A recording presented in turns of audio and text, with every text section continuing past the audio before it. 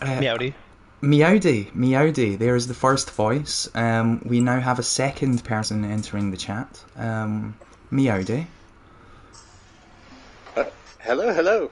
Yes, hello. How are you doing? You okay? There you go. Hey. And there's Orion as Hey. well. There we go, all three. So the chat should have just heard three voices. Well as myself. Yeah. And then whatever extra voices they have. Yeah, just the other ones lingering around. hmm So I think, I That's mean, Mega Penguin. yes. Mega Penguin's pretty exciting, actually. Just, yeah, it's pretty cool. I still Should haven't be finished awesome. it. Okay, awesome. Yeah, you've still got It more. looks really good. Beard of Cats hears 10 voices, so watch out for them. That's me. Yeah.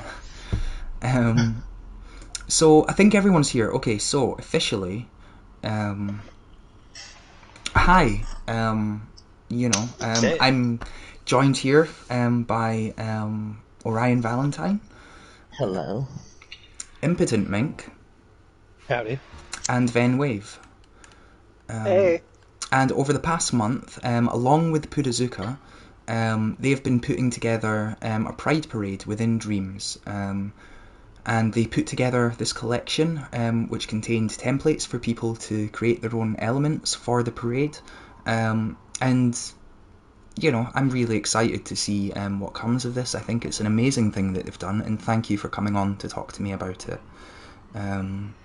Like, are you all generally like happy with how this has gone so far? In terms of the Pride Parade, We got a lot more entries than I ever anticipated. I am really happy with everybody's entries so far.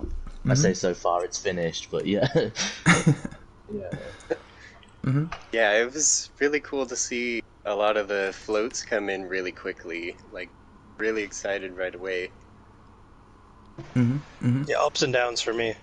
But I'm a bit of a drama queen, so I saw a lot of negative stuff, and I compartmentalized it, and we're all good now. Yeah, I mean, look, sometimes there can be 10 positive things and then one negative thing, and it can be easier to think of the negative thing sometimes. But in general, I mean, we all know that the Dreams community is famously like very nice. But of Yes, course, it's mostly been ups. yeah, I'm sure you have also had some problems though, just such as the way with like the internet, so yeah, I mean, but it's good to hear that overall, like, it's been positive, like a positive experience, and there's been positive feedback. Yeah, even with some of the, like, trolls that have happened, it's like Mr. Rogers said, if somebody does something bad, look at the people who respond. There's always like 100 people willing to Wow. just, like, pick up the slack and stuff. That's been, like, not surprising in the Dreams community, but, always lovely and welcome. Now, like, before we dive into all of the sort of Dreams Pride Parade stuff, I thought it would be nice just to sort of introduce each of you, like, properly, rather than, I don't know, just saying, like hello, there are these three people. So, I don't know, like, where do we even begin? Like, how did you three meet each other? Like, I mean, obviously within Dreams, right? But what's the sort of history there, or whatever? Does Uh, anyone want to go first? um, I, I okay, think we I'm all gonna know the let answer. Ven go first. We do know the answer, yeah, but Ven, Yeah. explain. Um, well, honestly, it was Dream Sounds. We Yeah. were watching one of the Dream Sounds streams.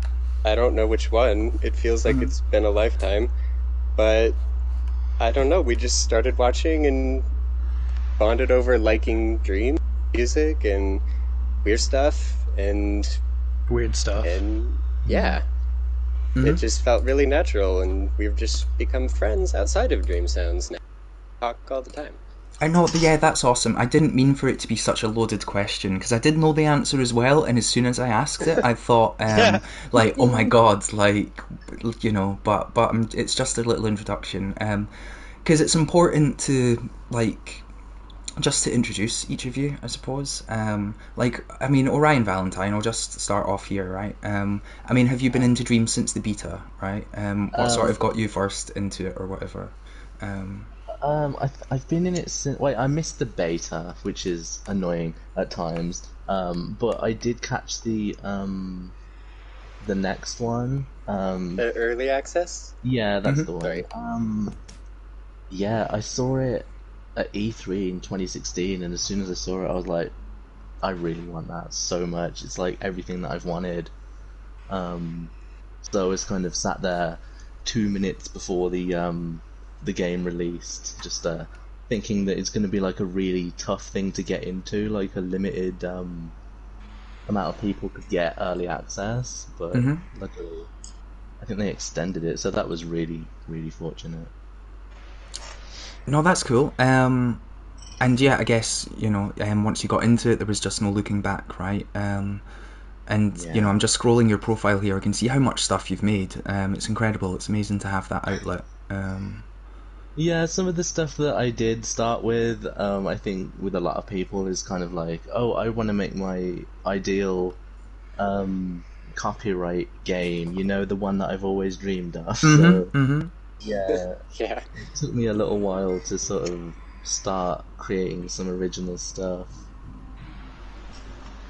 No, that's cool. Yeah, Yeah, I just loaded up Pride Street. I'm amazed I've not seen this before, Orion. I've like, you know, I love this. Oh, that was a long time ago. Yeah, I love that scene. Yeah, so I mean, it's just really nice. I mean, is this like, obviously it is one of your earliest creations because I had them sorted by newest and stuff, but like, it just shows that even since the beginning, you've been interested in promoting, like, you know, the LGBT scene within Dreams, and it's really cool to see like these humble beginnings eventually grow into an amazing Pride parade, right? I mean, yeah, when I sort of at university, I sort of like ran a society for LGBTQ plus people with my partner Cav, and sort of like, you know, basically became, because our uni was so small, we basically became infamous to some people, and it kind of just spurred me on really to sort of like fight for our rights and a place at the table, you know. No, that's great. I mean, so yeah, it's just really cool. I'm just amazed I've never seen that before. Massive thumbs I up. think I might have unlisted it or something. I don't know. I do that with a lot of my earlier stuff. I'm like, it can go away now. Yeah, right next to the famous shocked pencil, of course. Oh, I do love the pencil. The pencil is iconic. It's incredible, and yeah, from all the way back there, of course, most recently, you're possibly most known for hits such as Tatsukete and Big Bad Bass, and yeah, it's amazing to see that progress happen. And yeah, it's incredible. Obviously, yeah, we'll get to more later on, but yeah, that's a little introduction to Orion, I suppose. I've never interviewed like 3 people before, by the way, and I don't know what we're doing here, but it's all good. We're just having fun. Oh, you're doing great. Yeah. Just a couple of homies hanging out. Well, exactly. Yeah. Exactly. So, I mean, I guess like, you know, Venwave will like again. I know you met these people through Dream Sounds and stuff, but were you into Dreams from the very beginning, or at what point did you sort of discover it? My story's actually very similar to Orion's. I didn't really realize it until they just spelled it out like that, but I don't really know how I discovered Dreams. I know it must have been in YouTube hole number 5 million that I was in that year, and it just happened to be a Dreams promo video, and I thought, oh, that's kind of interesting. What's that about? I have a PS4. What's all this? And it just kind of lingered in the back of my mind after that video. And before Dreams, like, the only thing I was doing was watching cartoons that I loved as a kid and finding little songs that were in them. and remixing them. And then I would like make little videos and put them on YouTube, and like that was my thing at the time. It's like, wow, I'm like using my nostalgia in a cool way that I like. That's kind of neat. But it was just very, I guess, isolated. I was just doing it for myself. But then Dreams came along, and it was like, oh, well, the program I'm using now is kind of butt, and I'm broke. So what if I tried to use Dreams to make music videos? And I did. The first attempt wasn't like beautiful or great or anything, but I somehow missed the beta. I didn't know that like the beta started when it happened, but when early access happened, somehow I found out about that on day one, and was like I immediately made a copyright game, and then I made a music video for a song made outside of Dreams, and that video is on YouTube. The scene is not in Dreams because I didn't know how to save yet. No, that's fine. Yeah, everyone starts somewhere. Yeah. Exactly. So, but yeah, it's a Dream. I don't know if this really answers the question, but Dreams has been nice because what I was doing before was taking literal copyrighted stuff and just finding a way to shoehorn my personality into it enough that it would fool the algorithm into not being copyrighted. But, you know, Dreams has kind of taught me how to use my inspiration without it being a strict remix of another song, necessarily, if that makes sense. No, yeah, but even your work when you did take those other songs is incredible, right? I'm a big fan of Eggs from the Land of Time, which I know you've done. Yeah, I'm a big fan of your YouTube video of that. But, Thank you. But it's been incredible watching you create original things in Dreams. You know, ranging from Out of My Rain, which I think is one of the first things I heard from you, all the way through to Dragflower, of course, which is, you know, a bit of a masterpiece. So yeah, it's fantastic. No, you. Sorry, I just had to. That's okay. Anyway, everyone knows about me already, so I didn't really need to go on that much. But... Yeah, I think I'm just doing this so that by the end of these introductions, right, everyone knows who's everyone's voice is, like 100%. That's brilliant. And then it can just descend smart. into chaos after that, because everyone will know who everyone is. I don't know. You know, it's not planned, but, you know, we'll figure it out as we go along. So I'm just catching up with chat, by the way. If any of you see anything in chat that you wish to interact with, you are free to do so. But yeah. Hi, Tachos. Hi, Tachos. Well, I did it. I love you, Van. You're amazing. No, you, Mink. By the way, for the sake of the interview, who the heck is Mink? That's I was just getting on. Yeah, I was waiting for Venwave to end, and then I was going to segue into Mink, but let's just go straight into Mink. Hello, Mink. How are you doing, and who are you? I'm Mink. A mink is a semi-aquatic animal. They eat ducks, Laggy. Watch your back, Laggy. Yeah. Yeah. That's I don't know. I'm me. No, that's cool. How's it going? Yeah. No. Again, like I know you met these people through Dream Sounds, but were you into Dreams? Like what sort of? I know you came to Dreams quite later, didn't you? Like even after full launch. Yeah. Yeah, I think I was like 3 days after launch or something like that. But I legit was looking for a Secret Tunnel trap remix from the Avatar series, and I came across Elka, and I was like, oh, that's cool. And then I was like, wait a minute, I saw this at E3. What is this? I didn't even know the Dreams was a game creation engine. I thought it was sort of like Little Big Planet, like sort of like a Mario Party kind of like fun game, which wasn't on my radar. So when I saw Elka it's Elka, right? That's making Avatar stuff? Yep. I was like, oh, that's really interesting. I've been trying to I was trying to make a Star Wars game on my computer, and I'm not very good at math, so that didn't work out for more than a month. And I was like, well, this is not a bad deal. I'm going to get in on this. And I was like, wow, I'm late for early access. Well, at least I'll be able to get in. And then I spent months watching all of the Media Molecule videos, just kind of like researching and taking notes. And so that's, I mean, that was my main, like, I was like, wow, you know, I can finally sculpt in the same environment that I can make music in, and that was huge to me, because I have ADD, which means I do 15 things at once. I don't know about everybody else. And that's why nothing ever gets done.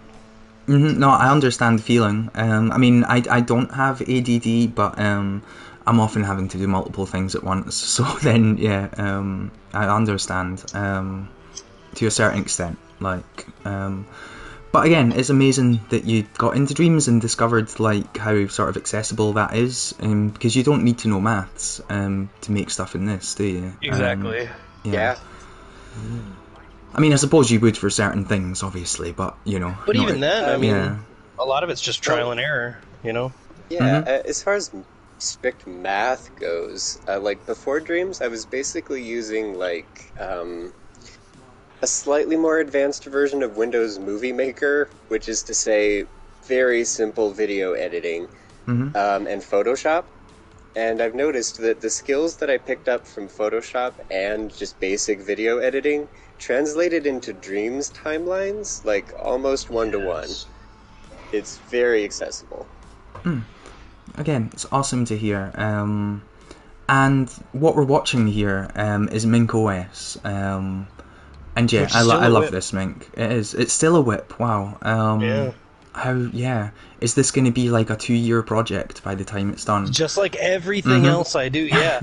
It's probably going to be a 2-year project. I don't finish anything, so... That's super exciting, though. We will die, and then if I ever progenate, those kids will have access to my creations, and they'll be able to do what they want. Just like the Tolkien family, you know? I'm very serious about it. If you do take 2 years to do it, that's going to be a very useful marketing tool where you release it and you're like, yeah, look, this music video's taken 2 years, everyone. You know what I mean? They're going to be expecting something. So they'll click on it, at the very least. Like, yeah. Even if it's like just sonic dabbing, they'll be like, I'll click on that. Because what have you got to lose, right? It took 2 years to make. It's got to be good. Yeah. It's awesome. So I'm glad that we've all had a little introduction there. You know, I'm overwhelmed. But who is All-Star? And who is the Tenyo? Yeah. I mean, you've never introduced me to your brothers. Well, that's the thing. Right now, they're all in bed. I've taken over. I don't know. It was a long day. They needed rest. I understand. People do say, like, yeah, is there 3 of you? But anyway. It seems like it. Well, Because you guys put in a lot of work. Well. There is the saying, me, myself, and I, and you do the work of 3 people, so... Yeah, legit. Hope me and myself are having a good time, but it's nice to have I with us. I don't know, the metaphor died. It's there, it's sleeping. Okay. So... I mean, yeah. See, I don't want to, like, all of a sudden get all serious. I want to say, like, what do you guys want to talk about? I mean, like, at any time, we can check out a preview of the parade, or we can check out anything in the entirety of Dreams. And we can talk about anything as well. We are here, of course, mainly to talk about the Pride Parade, which is an incredible, fantastic event that you've all put together. But, obviously, like, apart from, like... the general like moral factor of how important Pride is, because it really is an incredible thing, and everybody should support it. Like, what sort of, you know, I don't know, you know, what leads to an event like this being put together within Dreams? I don't even know what I mean. Wow, that's a good question, actually. Yeah. That's a really good question. Yeah. I think for me, a lot of it was, you know, going into dream surfing or dream shaping and not seeing the representation that I want. Especially when the game was, like, you know, fresh in early access. You know, there were a few people that I did find that I really vibed with, But yeah, the representation just wasn't there. I think because maybe the player base was still growing, you know. I know the feeling. I mean, I have typed in LGBT in dream surfing, and I know that there's not necessarily a lot of stuff that shows up. Like I put together a playlist which has like a bunch of the highlights, and I know recently through Pride Month we have had some incredible creations, like ranging from Pride by Mark J. Kirkham through to True Colours by The Twitcher. And one by Stevie128K as well as of course the event that you've all put together. But yeah, Orion, I know that Triumph here, which I'm just hovering over at the moment, is probably one of the first sort of more openly LGBT things that I saw within Dreams. Yeah, I know there are things that came before, but just in terms of being like on the front page of Dream Surfing as something that was, that was seen by everybody, it struck me as one of those things. Yeah, the character model that you see in the music video was made by a user called Magic Burn Victim, which is one of the first openly gay creators I found on Dreams. And sadly, a lot of their stuff was kind of moderated for some reason, and then they sort of unlisted them, and sort of like, I think they've left Dreams now, which is quite sad. But I was just in love with it. I was like, this is everything that I want, and I need to make a whole music video around this character in particular. No, it's a wonderful character. I mean, I wasn't aware where the character came from, but the whole thing's wonderful. The framing of the shots and the whole vibe of the 80s that is obviously there in Prince Tar's music that you do also get across in the video. In particular, there's like a shot later on where the character is lying on the edge of a rooftop, and it's just perfect, and the massive phone and everything. It's wonderful. Yeah, the massive phone.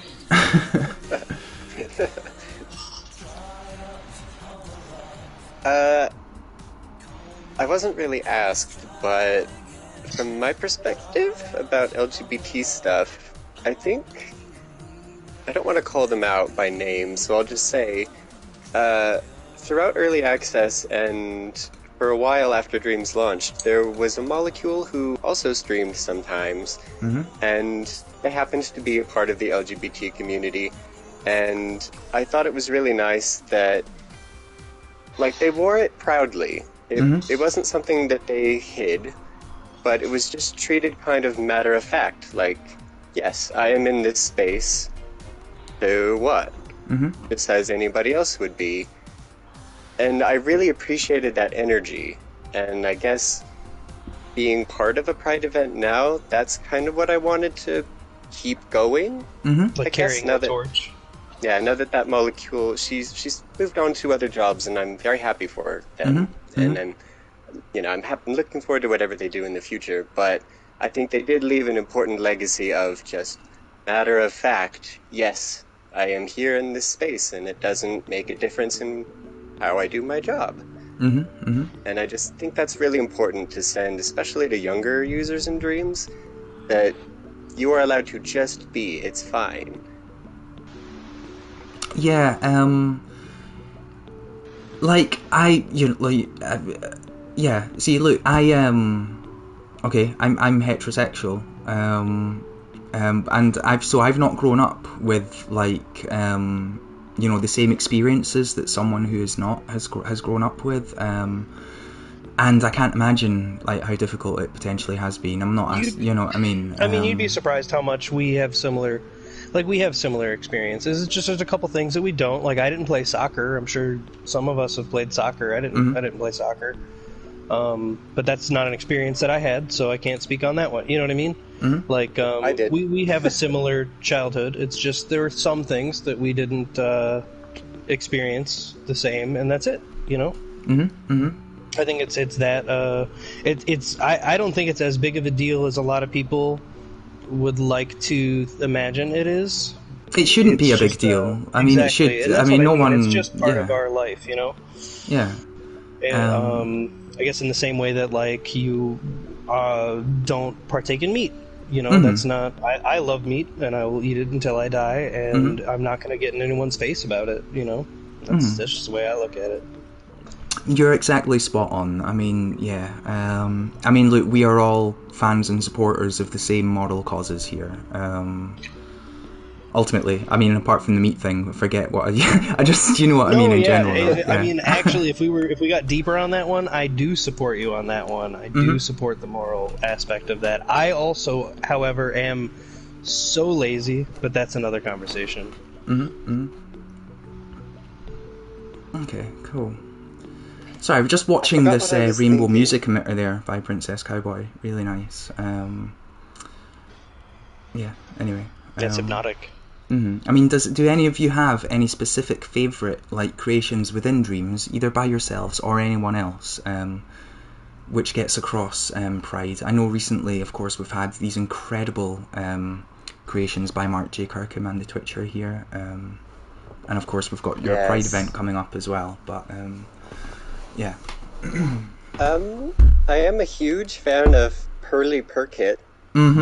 I think that's one of my favorite things I've seen recently. Not only just in terms of just pure game design, it's so colorful and fun, but just again that matter-of-fact representation. It's there and it's chef's kiss. Exactly, yes. I mean, this is by Helen of Boy. Now, I remember that Orion Valentine, as far as I'm aware, was the person who made me aware of this stream. I remember watching them play it on stream, and I was blown away, and I had to play it myself. And yeah, it's by Helen of Boy, who on their profile say that they're an artist and drag queen in Portland, Oregon. And yeah, this is a wonderful dream. I'm just going to load it up now. But I remember when Orion discovered this, I believe, and I was watching them play it, and yeah, this stream is incredible, right? It's such an experience. For anyone who is familiar with miniature dollhouses like this that may have been popular in the 90s in the UK, it's particularly special. But yeah. I always wanted one, but growing up as a boy, I didn't get one, sadly. But yeah. Things change. I got a Godzilla one. Yeah, I mean, look, there was also a version which was supposedly for, like, boys, right? That was called Mighty Max. Yes. And it was basically the exact same thing, except it was a guy and he had a sword and he was in a castle. He was slaying demons with an owl? So yeah. So yeah, this is Pearly Perkit. Pearly Perkit is definitely cool. Just look at this character. This person genuinely put a lot of thought and effort and creativity into this, right? It's incredible. The ribbon on the head, the lips. Well done. And this is a constantly, like, updated dream as well. It's still getting updated even now. There's a lot of like wonderful references to other drag queens that are active on social media. It's wonderful. Yes, like later on in this, there is a cameo from apparently Claire, or Claire apparently, I believe actually. Yeah. Yes. Who is quite a famous drag queen, and I happen to know that they actually did give permission to be in this stream. Because I've seen the Facebook post where Helen of Boy like asks for their permission and they say yes. So yeah, that's just really cool, isn't it? It's really nice. Like, but yeah, this stream is exceptional, and we're just gonna keep going. I'm gonna go down to a little secret area, because why not, right? One thing that really kind of sealed the deal for me within about 10 seconds was the WoW button. I'm not sure what button it is, but the camera zooms in and she's like, wow. And I was like, sold. I am totally down. Yeah, it's L2, but I'll need to wait till the cutscene. Dear. Yeah, the WoW button is insane. The whole dream is kind of insane, but insane in the good way. And there are a lot of scenes to this, and they're all very different. It's very dreams. Yes. That's been my favorite thing about Dreams, is that it's almost like handing everybody a megaphone to yell whatever they want to yell. Which sometimes, yeah, is not. I'm not a big fan of what people yell, but I like hearing people scream about stuff, I guess. Well, yeah, Yeah. it's interesting. I mean, look, it's like the ultimate indie game, sort of, or not just indie game, but indie art space, isn't it? Because it's not, Yes. yeah. Yeah. Um, Yeah, I mean, like when I got Dreams, I had no interest or intention, I should say. I had no intention of making games. I was totally in it for just the music and visual aspects. And I mean, now here we are, and I love all aspects of Dreams. But yeah, I don't know where that thought was going, but boy, did we get there. that's what counts, right? As long as we get somewhere, in the end. See, I'd forgotten about this amazing introduction cutscene that we're now going through with this game as well. It's just incredible, right? None of us would have heard of Helen of Boy without Dreams. And it's incredible that they made this. It's wonderful. I can't get over the character. It's lovely. It's just everything about it. It's such an experience. He's iconic. I'll give it that one. Circling back a little bit, I guess it's a little bit heavy, but circling back to what Mink said about yelling, I guess in terms of pride in yelling, this is a weird thing to say, and I don't know if I'm going to say it correctly, but I feel like there's a common thread of not just LGBT people, but especially within the community, of just various kind of traumas related to just being open about yourself or saying things openly or openly showing anything. That sometimes even just saying I am this or that feels like you're being rude, like you're overstepping, like you're putting your foot down. And I think Pride is a good example of like, it only feels like that because you're so used to not doing that, but you are absolutely allowed to just be there as you are.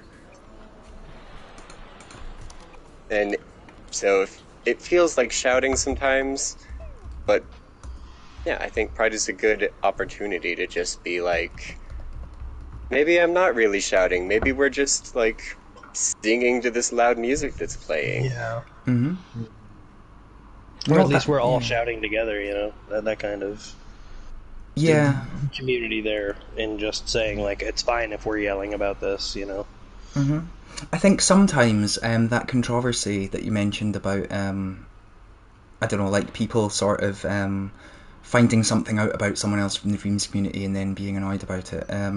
Like a lot of it does come from the fact that people want like everyone to sort of like everyone wants to be friends with everyone, right? But then potentially they learn something about someone, whether that be a political opinion or whatever, and then like, oh, this person is actually like this person's a dreamer, but actually they're not really the same as me, and I thought maybe they were the same as me because I thought we're all dreamers here.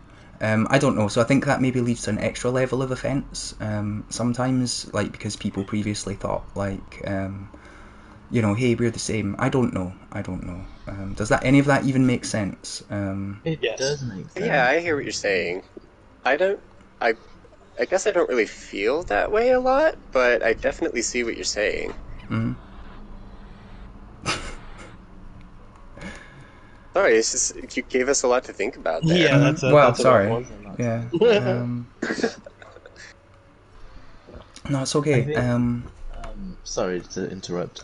With maybe the preconceptions that we have of other people, and then you kind of like have that sort of constructed reality that you've created in your head for these people or this person gets shattered, then there's kind of a process that you go through, right?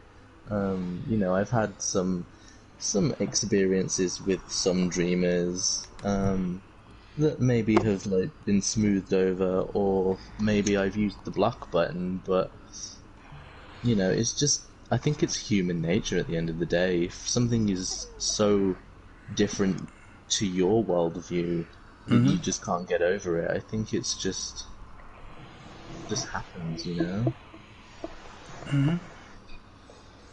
Yeah.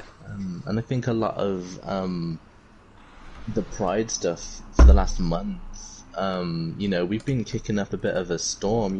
We've just taking up some space, which we're perfectly entitled to do. I just feel like a lot of people maybe aren't used to that. Especially within the video game space, right? Now, look, Dreams community is incredible. It's famously one of the very best. But inevitably, we know that the video games industry has potentially had a reputation in the past for like problems and stuff. But is it not amazing that we are able to have a Pride event within something like this? And there's been relatively little controversy, right? You've had I know that you have had some problems, but like in general, there's been very little negative reaction, right? Everyone's generally been supportive. Yeah. Yeah, by and large, Dreams hasn't let us down.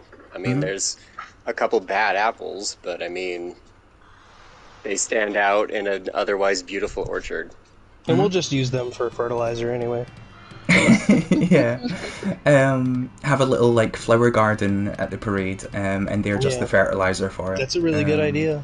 Yeah, like here lie the remains of, and they will make our plants grow. Yeah. Although not really. I mean, it's never cool to name and shame. But like, I'm glad that you've generally had like a positive reaction, from everyone in the community, because it's an important thing and it's cool. Sorry. I was just gonna say, the support that we've had from yourself and the other molecules is so heartwarming. It's just so nice to sort of experience that. Yeah. And, to take up, a majority of, the front page of a mainstream game is insane to me. It's just so nice.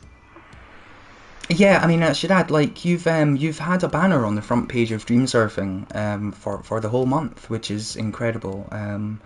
I can't think of any other game company that might do that sort of thing. Anyway, that's incredible, honestly. Like, but it also shows the faith and support. Would expect us to throw money at them, so. Yeah, yeah, it's wonderful. Yeah, that is definitely a conversation to be had about a lot of companies, that a lot of the pride feels kind of forced, and I guess kind of corporate, but I feel genuinely with Media Molecules from the beginning that, the pride stuff exists in the space all the time, just in who's hired, who... Exactly. And so I feel like this is just an extension of that. I really don't, from my perspective, I do not feel like Media Molecule has played the corporate pride route at all, and I'm very proud. No, yeah, that's great. I mean, obviously, look, sorry. I'm worried about sounding too much like a cheerleader sometimes. But it's just it's something I've never seen before. I mean, we all love Dreams. Yeah, we posted on the queers first, so celebrate. Yeah. I'll be a cheerleader any day. I mean, you get a nice outfit and stuff, don't you? If you're a cheerleader, so why not? I mean, if someone's gonna tailor it and everything, but if it's like from a costume party shop or something, I don't. Maybe I'll just have to make something for myself. I don't know. I mean, it's the pom poms for me. That's what sells it for me. I just want the pom poms. I think that's what it does for like everybody. Nobody cares unless it's the pom poms. Yeah, sorry, speaking of cheerleading, I couldn't help but notice what scene you just played, Allie, and I should probably explain a little bit. I know you're probably not hearing the music, but the music that I made for this was, I would say inspired by, but it was kind of a response to something. A little heavy, but there was an artist who went by the name Sophie, and she was an incredible, I guess, EDM artist, but it feels a little small to put her in that kind of a box, but she, just an incredibly creative producer and artist that made very electronic heavy music. Mm-hmm. And, she's inspired me for years now, and unfortunately she passed away this year due to an accident. Luckily, it was an accident and not something worse that could easily have happened to a trans person, if I'm being honest. But her loss kind of hurt a lot, and I didn't really know how to handle that, so I made a song that was just kind of aggressive, just me yelling, just, fuck, we lost No, it's this okay. person. You can. It's okay. It's like, we lost this person. I don't even want to cry about it. I'm so mad. Like, ugh. So I just made a really angry song, and it wound up being really cathartic to just yell about it instead of, giving into despair. Mm-hmm. Well, it's better. I mean, Yeah. I mean, not everything has to be like all lovey-dovey and namby-pamby all the time, right? Sometimes you just have to spare and shout, and yeah, That's life. that is life. And this is an exceptional tribute to Sophie. Yeah. No, thank you. I think Dreams is a really potent place for catharsis, and I think we've seen that in a lot of different ways, but it's just so cool that, like, we're not forced to do any one kind of thing in Dreams. It's just a toolbox.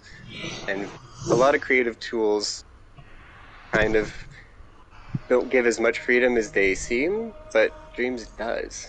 Mm. And I feel really lucky that, like, I just turned on a video game and yelled about someone dying, and now I feel better.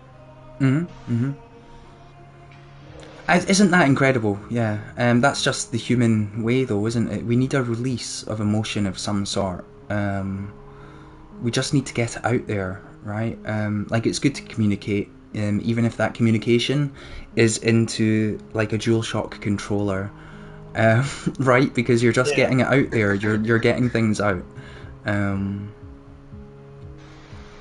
Yeah, absolutely.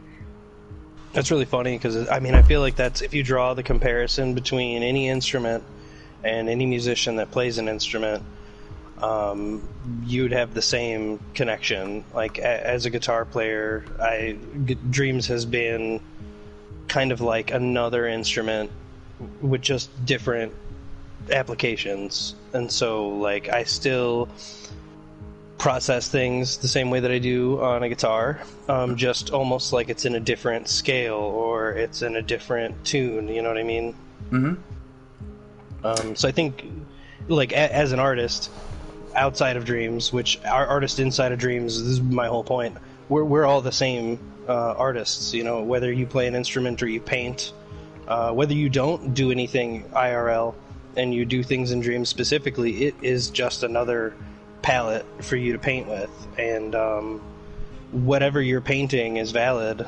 Whatever thing that you're trying to do, I shouldn't say whatever you're painting is valid, but whatever thing that you're trying to convey in Dreams that comes truly from your heart, if you can't get it out on paper, if you can't get it out on a clarinet or a guitar or a violin, if you can't sing it, then this is a perfect place for you to find a way to do that, and maybe even pick up that instrument or pick up that paintbrush and feel like, I took my baby steps and I feel really good about how accomplished I am as a creator in this space. Maybe I should try it in a different space, because God, if Dreams has taught me anything so far, it's that I am a nobody and neither is anybody else.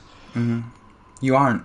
Nobody is. We're all connected here. Like, is it not incredible, right? I don't mean to diverge too much, okay, but I really believe in the power of community of Dreams, and how the power of the community is actually the thing that potentially keeps people coming back to Dreams.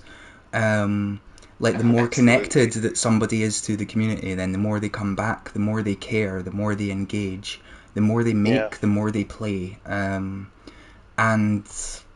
I know, obviously, you guys met through these streams and stuff, and like, I believe Twitch is so important. I really do, just for getting the word out there, and connecting with people and getting people engaged. Yeah, look, we're all preaching from the same hymn sheet here, but Yeah, yeah. I mean, is it not incredible? Like, I genuinely, like, I think it's amazing that you guys met on Twitch, like, just through some guy's stream. Yeah, and also I And wasn't you're even not the on only Twitch until ones. Yeah, Dreams. like, yeah, you weren't exactly. I was the same actually. I never Same. even came to Twitch until Dreams, until the day that I realized, like, wait a minute, I There's can a whole actually world here. potentially see someone play something I made. Like, Yeah.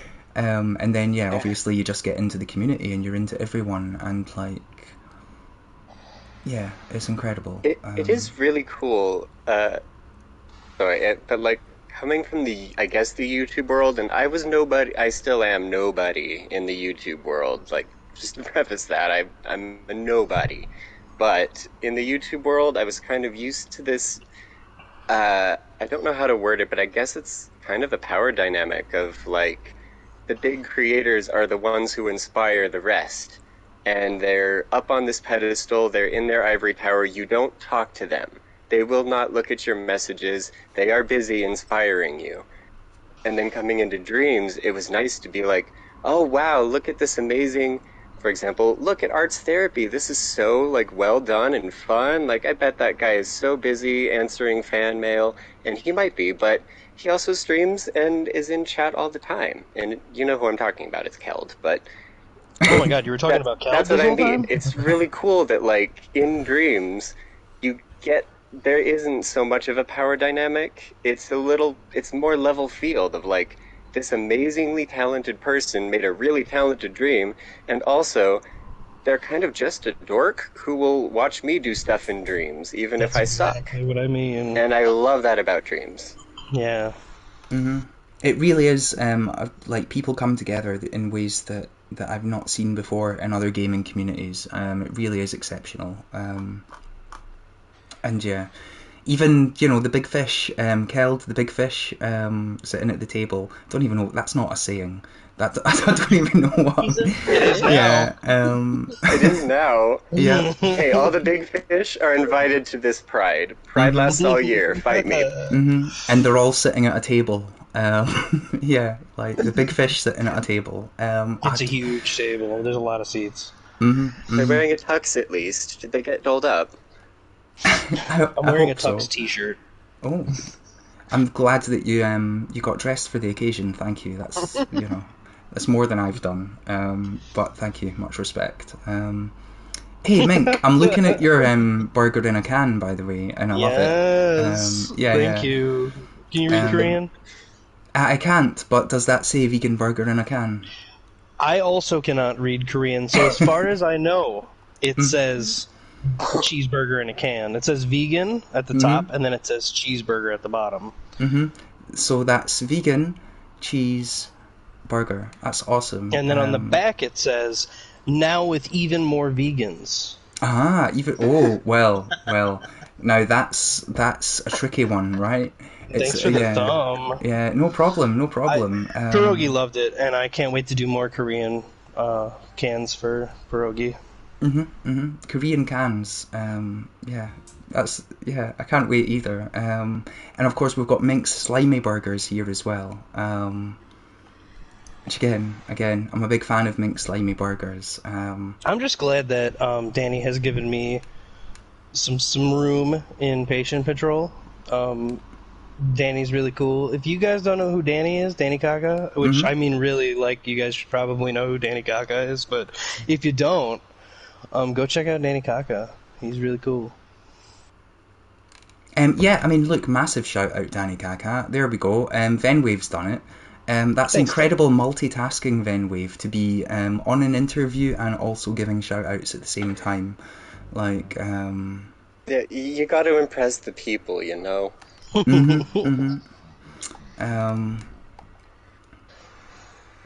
Hey Mink, I just Oh, loaded up Bones. Bones. Yeah, it's just in the background. People can hear it, but it's underneath our voices. It's just a little bed.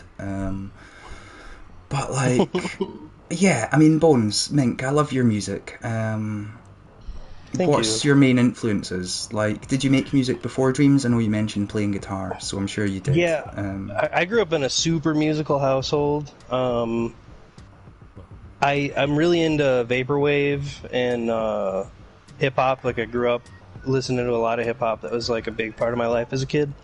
So sampling is huge to me. And when I heard Kataya saying that he was embarrassed about Spooky Sexy Skeletons, I had to do a remake. That was going to make it even cringier because that's kind of my motto. That's like my brand. I get that. Yeah, I've noticed that, and I mean that in a good way because I love it. Fire, right? Yeah. Hashtag beans, hashtag adult content. Yep. Every single jam entry has hashtag beans and hashtag Yes, adult queen. content. Thanks, And Leggy. I live for it. It's a real highlight any time that I get to read out hashtag beans, hashtag adult content. It genuinely is. I live for that. It's for But, adults only. This is adult swim time. Get out of the pool.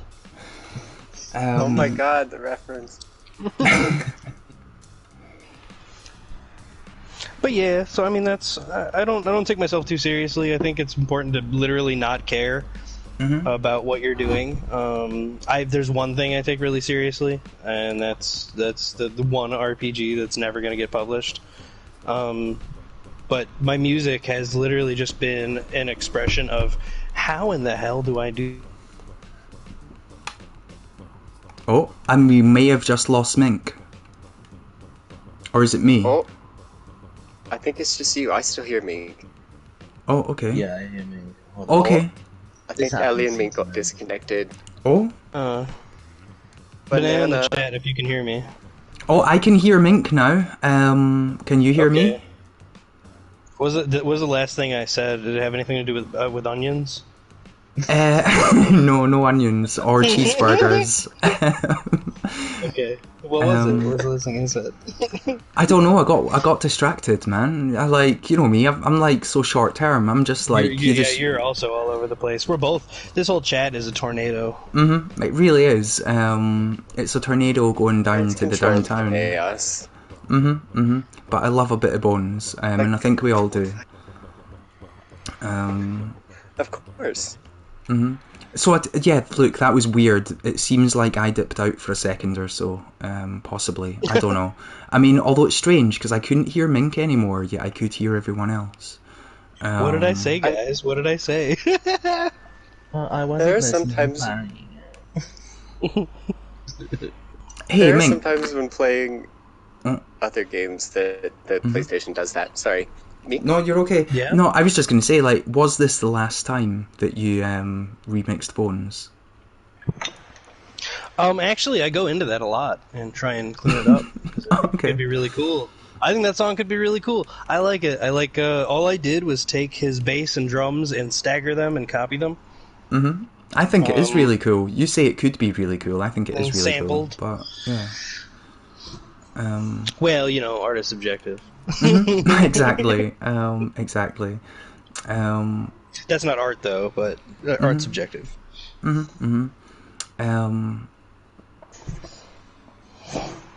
Now, look, I'm just going to have a little diversion, okay? Now, we all know that Mega Penguin released earlier this week, okay? And we're all big fans of Mega Penguin.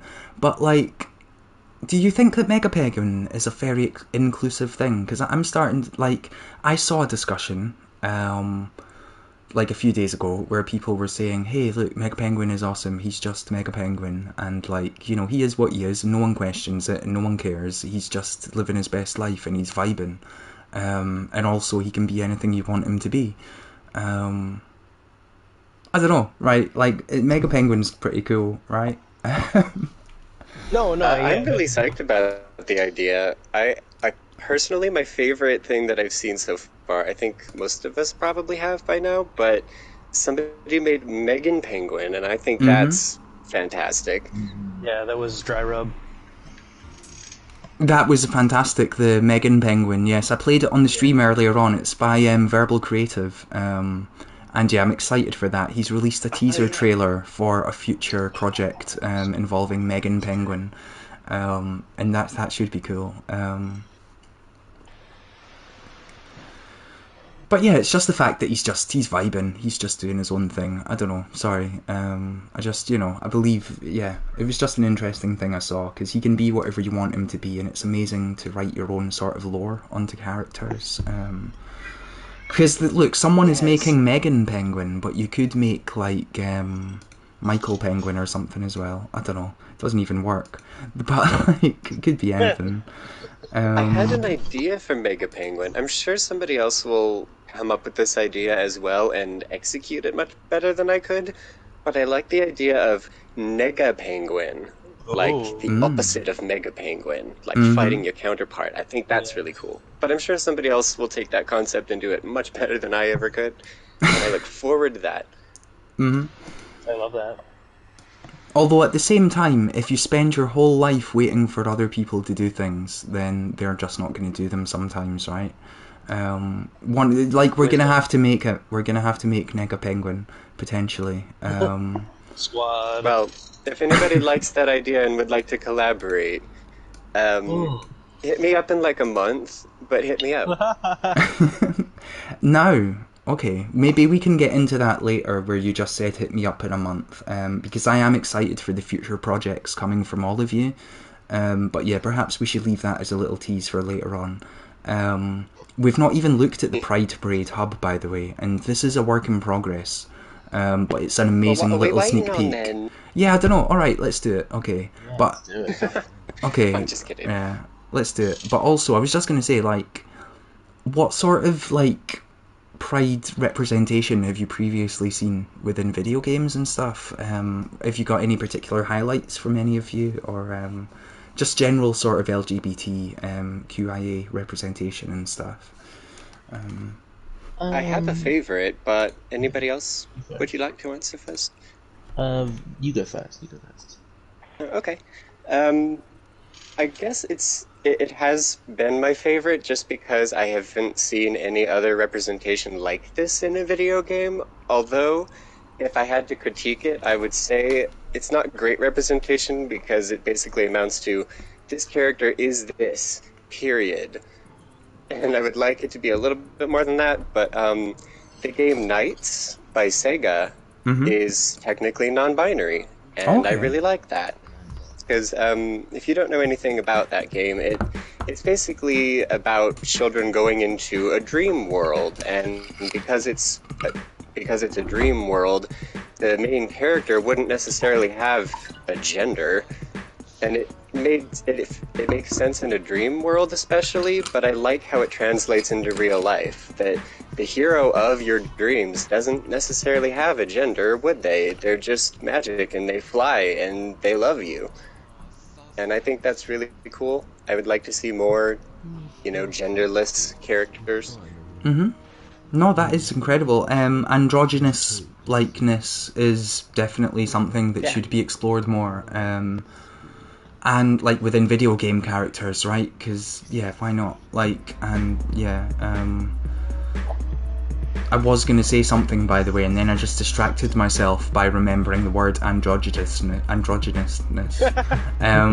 Look, I've been up since 8 a.m, so forgive me, right? But, like, I'm just, anyway. Bless, you're doing great. Cool. Hey, Orion, yeah, this is Sausage, right? This was made for the Sausage Jam. But this features the voice of someone else who's a collaborator within this Pride project, right? Who I think it's very important that we maybe give a shout out to at some point. So it's Puda. The dirty delete miser. Yeah. You can't delete me, B. Oh, I was about to say something else. But yeah, Puda's clips for the Sausage Jam were iconic, and I think they were used in almost every jam entry, which is fantastic. Right? Puda is a G. Love Puda. Hey, plus 15 wholesomeness right now. That's adorable. I do love that. Two favorite animals. It's The beautiful. wild Pootazuka and the Orion. If you look to your left, they have a symbiotic relationship. I must say, then, that is an incredible Kitty Powers voice impression. I know it's not necessarily on purpose, you're just doing like generic English, but it actually is an It's incredible Kitty supposed to Powers be impression. Steve Irwin, but thank Yeah, you. okay, there we go. God, was It's supposed to be Australian and it sounded English to me, but hey, look, I'm not English, Look, we so went to forgive public me. school, okay? Forgive me, everybody. You know, I'm I went just to a American Scottish public guy. school. I'm Yes. sorry. Those are the same continent here. Um, Cool. What else have we got here? Like, have there been any questions from the chat, by the way? Because, like I said earlier, like, feel free to like interact with the chat and take anything that comes from the chat. As I explained at the start of the interview, I'm, as always with these interviews, and I say interviews in the loosest of senses, like, I'm not as prepared as I would like to be, just because, you know, I lead a very busy life. I'm sure you can all understand. But Well, like, things have been crazy here too. yeah, it's incredible. Like, I know we all have lives to lead, and yeah, it's, you know, it's just the way Yeah. it goes. We're all just having a bit of fun here and trying I to like the way promote it your goes event a around. little, but mainly it's just about having a bit of fun. We're all Yep. we're all buds, and you know, it's all friends in the chat, and we're all just part of the Dreams community, really. So you know, it's just a fun Friday night, isn't it?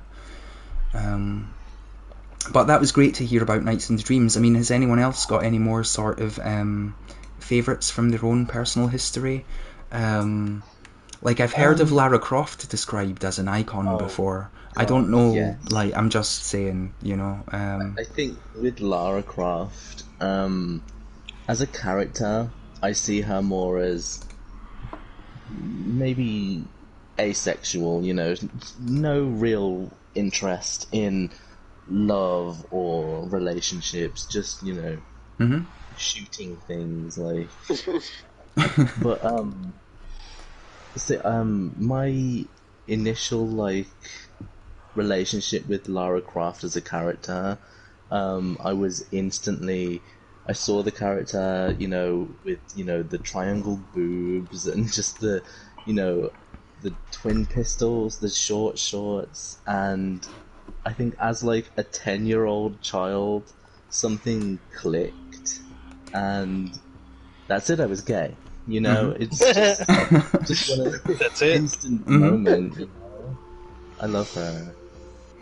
Now, like, I'm gonna go back to. In fact, I'm gonna go to Crying at the Gothic Discotheque. Okay, like, Badass. I know that MC Alchemist was the main sort of like, I know you say that they done the visuals for this, right?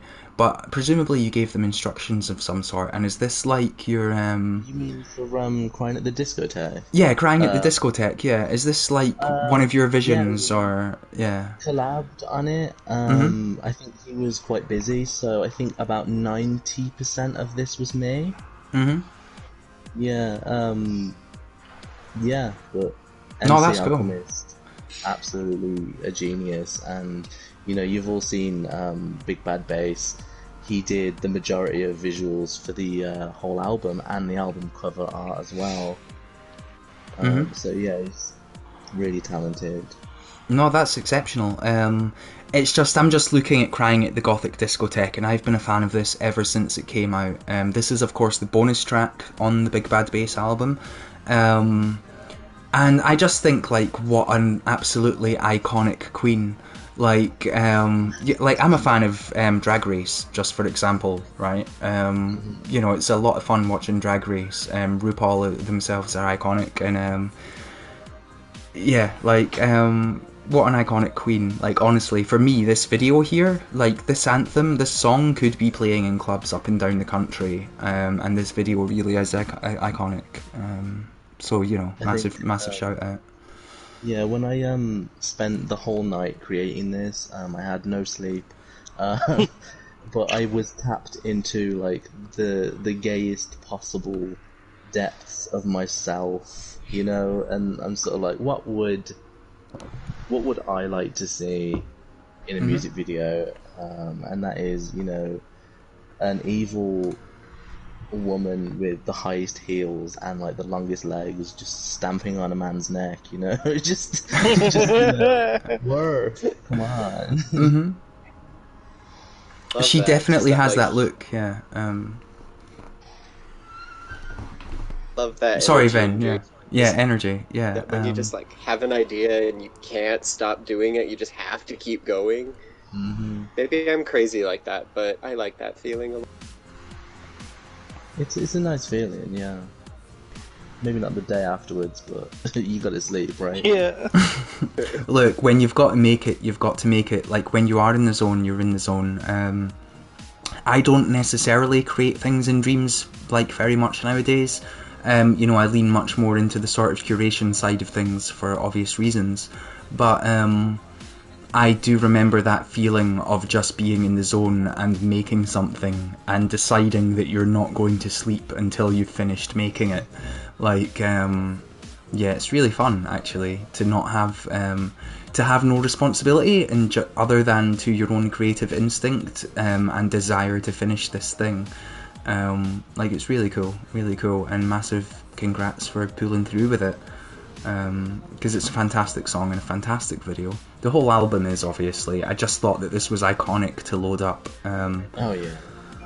Because, you know, I mean, yeah, look, the drag scene is obviously, it's part of the whole scene, and it has received relatively mainstream attention in recent years, because of what a hit that RuPaul's Drag Race has been, right? And that's just one way that the scene has been growing. Yeah, sorry, carry on, Ben. So I didn't mean to interrupt. It's just the slightly petty gay energy is coming out. You said RuPaul's Drag Race has left a mark on culture. You're correct. I don't want to use a lot of copyrighted names, but I will call one out. Spike TV had a show called Lip Sync Battle, in which it was basically just straight people doing RuPaul's Drag Race, but like not in a tasteful way. Mm-hmm. And I just, yeah, it left a mark because of course the gays are going to innovate and Spike TV is going to try to run on that heel. Okay, I see you. Anyway, that's Venwave. Who's next? No. No, that's okay. I was not aware of that, to be honest. I had not heard of Spike TV's lip sync battle or whatever. So for me, it was just, you gotta lip sync for your life. That was a terrible impression, but you know what I mean. It's literally that. Just instead of RuPaul, imagine it's like the blondest Chad at the end of the bar, and he's like, "Hey, yo, bro, you gotta lip sync right now." The blondest Chad. Like, I've never heard anyone say that before, but I love you, Ven. I love you. I love you too. Hey, I'm gonna load up Future Girl Snubs the Impies, okay? Because this came out around the time of the Impies. This is by Orion Valentine. Future Girl is one of Orion Valentine's characters, featured in a bunch of things. And I thought that this was absolutely iconic, okay? I love this. Slay. Thank Yeah. you. So what gave you the sass to do this, Orion Valentine? Like, what made you decide to do this? Like, I don't know. Okay, so here's What gave the you the thing. audacity? Okay, I was.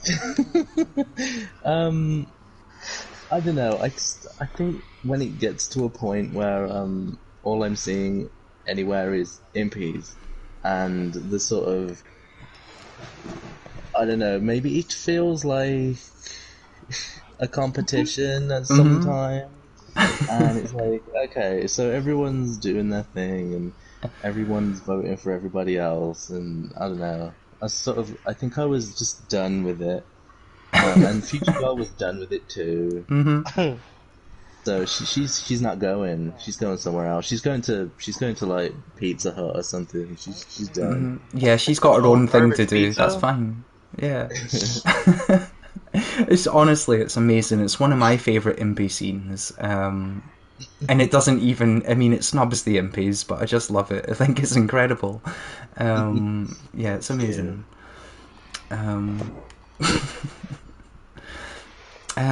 Hey, look, guys, honestly, this has just been a ramble, okay? We're never as prepared as we would like to be. But is it time that we load up the parade, or do we keep them hanging on longer? I mean, I just don't know. It's up to you. Also, I do apologise for the the generalisation. I am aware that occasionally I say things like "guys," and obviously I don't really mean it in that way. It's simply just, it's just, it's natural, isn't it? I'm sorry. I'll try to not to, but it comes out, doesn't it? I do not mind. Yeah, I don't speak on behalf of the whole community, but I mean, thanks for saying that. But I think in this group, we're all of the mindset of guys and dude is gender neutral. Yeah. I know that's Okay. not everybody. My But mom's in a this dude. group, Yeah. No, I am aware that, at least one of us here has a pronoun that does refer to something other than that, but you know that I just mean it as like a general, we're all just words. It's okay. I know. I didn't even need to say You're it, all but I good, couldn't girl. help but say it because that's just how it goes, really. That is just how it goes. I'm quickly loading up the video for Midnight Creators, okay? Because earlier on I did not mean to ask such a loaded question in terms of how did you meet. But you know what? Before we go into the Pride scene, I don't know, I think it's incredible, right, that you all did meet throughout Dream Sounds and stuff. Again, it goes back to what I was saying earlier about the importance of things like that.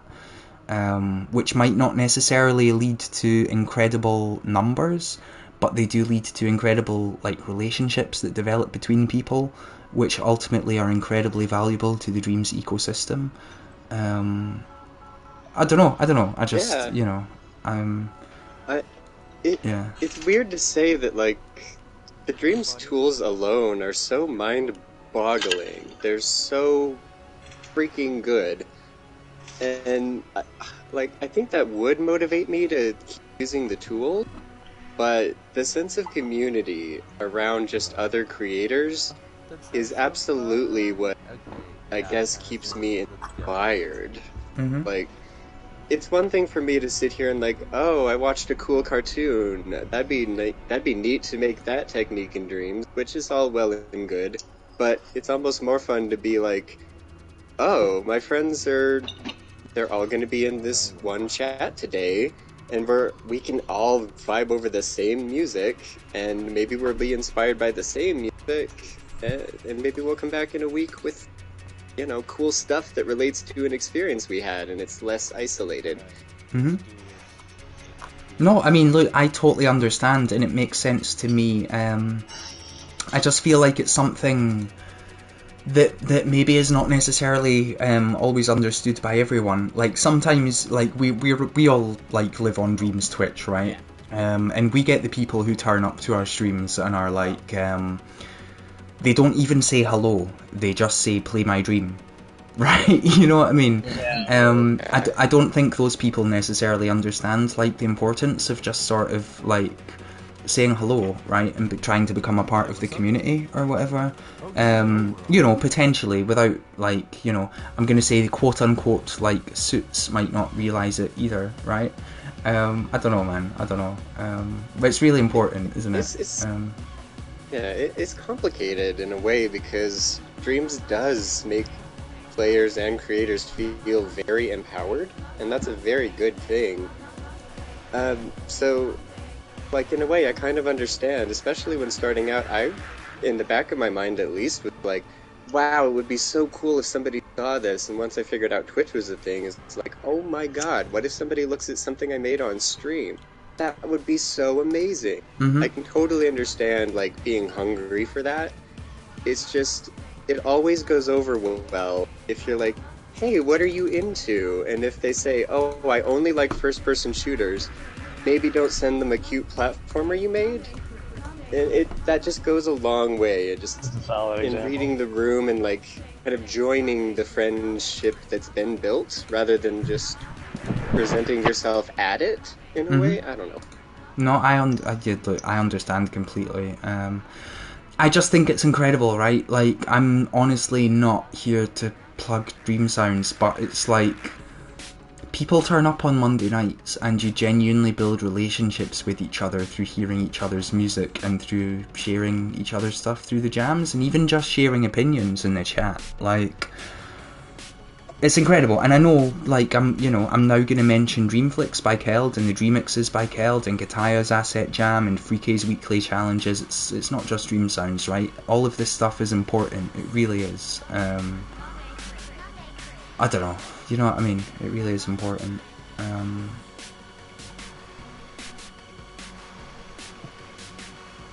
Sorry, Well, I'm I mean, just, to go back on Sorry, what Ben was saying, I think a really Oh, Yes? Hello. hello. solid. Anti-score example wars, of, as like- Timmy said. Sorry, yes, Yes, I forgot I about that. But honestly- yeah. But like that's exactly what I think the thing is like these people that come in and say like, "Hey, play my dream," they're kind of looking for two things. They're looking for validation from people who understand wanting to see, like, "Hey, please look at my thing. None of my friends will look at it. They won't buy dreams. I can't get them to look at my work. They think it's silly." Or I really wish someone would appreciate what I'm trying to do because I appreciate what they're trying to do. Maybe not everybody appreciates what everyone's trying to do, but we all, 1 out of 10 of us has a connection. And out of those 1 out of 10 of us, we have 3 connections or 5 connections on different things. And I think it's really cool that, yes, we have people that come in and spam, "Please look at my weird creation that is clearly just to piss you off." And then we also have the people who are like, "Look at this thing that I poured my life and soul into, and it's not done yet, but I really want to feel like I should finish it." Yeah. And that's part of what I think the Dream Sounds thing is. I think that's what Unexciting Asset Jam is for a lot of people. What Dream Mix is not me, but people. Well, yeah, me. For Dream Sounds, at least, is me going, "Hey, does music sound good to you guys, or am I making some weird alien shit over here? Does this sound weird?" And the fact that some people throw me thumbs, whether they saw it on Dream Sounds or if they just saw it randomly in Dreams, which is just another weird experience, is validation, but it's also like food for your muse, because otherwise, like, if no one is looking at your stuff, then, like, does it matter? Like, does it feel good to create stuff when other people aren't saying, like, "You know what, I vibe with that thing that you're doing"? Maybe not 100% of the time for some people, but for me, I think a lot of it is hearing people say, like, "Hey, I really like that creation," or, "Hey, you gave me an idea with that thing that you did." Oh, it definitely is, right? I mean, you need to be an incredibly confident person to not need the validation of others, right? I mean, it is a shame, because obviously we should all, like, just, in an ideal world, we would love to just make things for ourselves, and there are certain people who can do that. But to have somebody else say that they love and accept the thing that you have made is a massive thing. Like, it really is, just to feel loved and accepted. We've all had different life stories and different things happen in our lives, but to feel loved and accepted is a special thing, and I feel that does happen within the Dreams community. If you put a little bit of effort into the things that you make, people tend to notice it. I don't know. If Even you when put it's a heart joke? into it. Yeah, even when it's a joke. Yeah, people appreciate the joke, because there's a lot of bad jokes out there, let's face it. So even if you make a good joke, like, I think that kind of ties into, like, just Dreams being really good at somehow capturing, like, each artist's kind of fingerprint. Like, if you know that person well enough, or if you've seen a couple of their creations, you might be able to pick up that it's theirs without seeing the name. And I think that's really, really cool, especially when you know the person. That's the thing, right? I mean, look, when people are just a name on the internet, then they are just a name on the internet, right? But once you come to Twitch and you start to actually see people as real people, not just if they are streamers, but even if you just see them in the chat, right? Yeah. Just to give a little shout out to another of your fellow collaborators on the Pride event, Purazuka again. Because look, I know they're not here on the show, but I think it's important to shout them out as a great collaborator and a great friend and a great help and a great contributor. But like, you know, And Fluffy. 'Cause and Fluffy's made like 9 things. and Fluffy and Sassy. I mean, look, Yes. yeah, look, shout out whoever you want to shout out. Please feel free. Oh. I was just saying that it's important to like if we had never met Purazuka, right? If they were just a name on the internet and we'd never actually spoken to them, like we wouldn't know, God, don't say right? that. I know, it's incredible, right? To think, okay, given, you know what I mean, genuinely. Like, but that's the thing, you have to actually talk to people to realize that they are people, right? You know what I mean? To get to know them, to understand them, to you know, it's a crazy thing, but you do have to talk to people. You know what I'm getting at, right? I just, you know, Yeah, yeah. we're not and just all perspective. names A lot on the of people- internet. We are people. A lot of people don't have that perspective to acknowledge that that random person on DeviantArt or Tumblr is a person. That random lo-fi edit of your favorite R&B track on YouTube. They're a person that wakes up in the morning and eats breakfast and they read a newspaper and they take a shower. You know, we're all just people.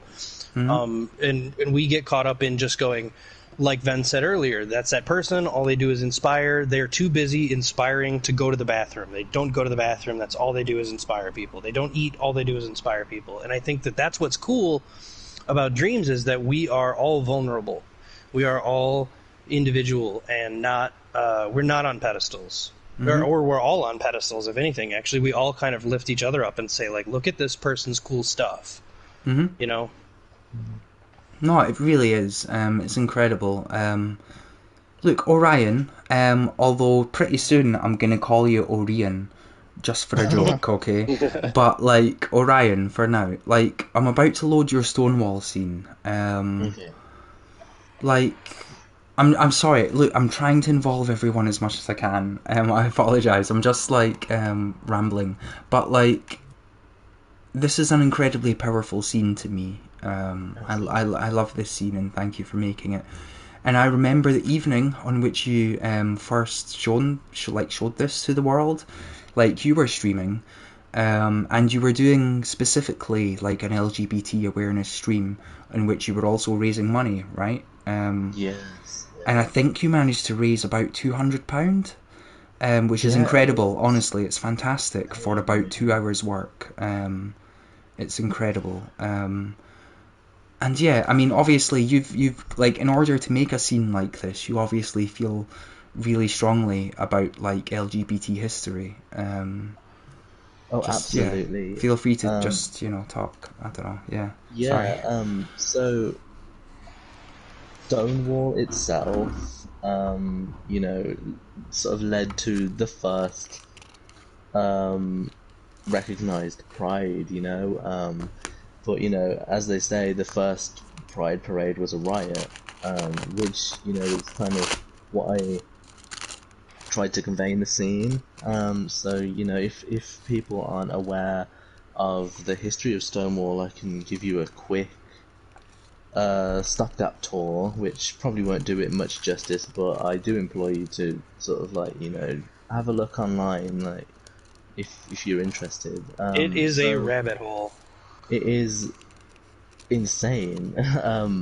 But so in the scene, here we have Marsha P. Johnson, who was, well, they're I think they're mislabeled as a drag queen, you know, in the history books, but I think they did express, you know, a level of transness that may not have been understood at the time. Yeah.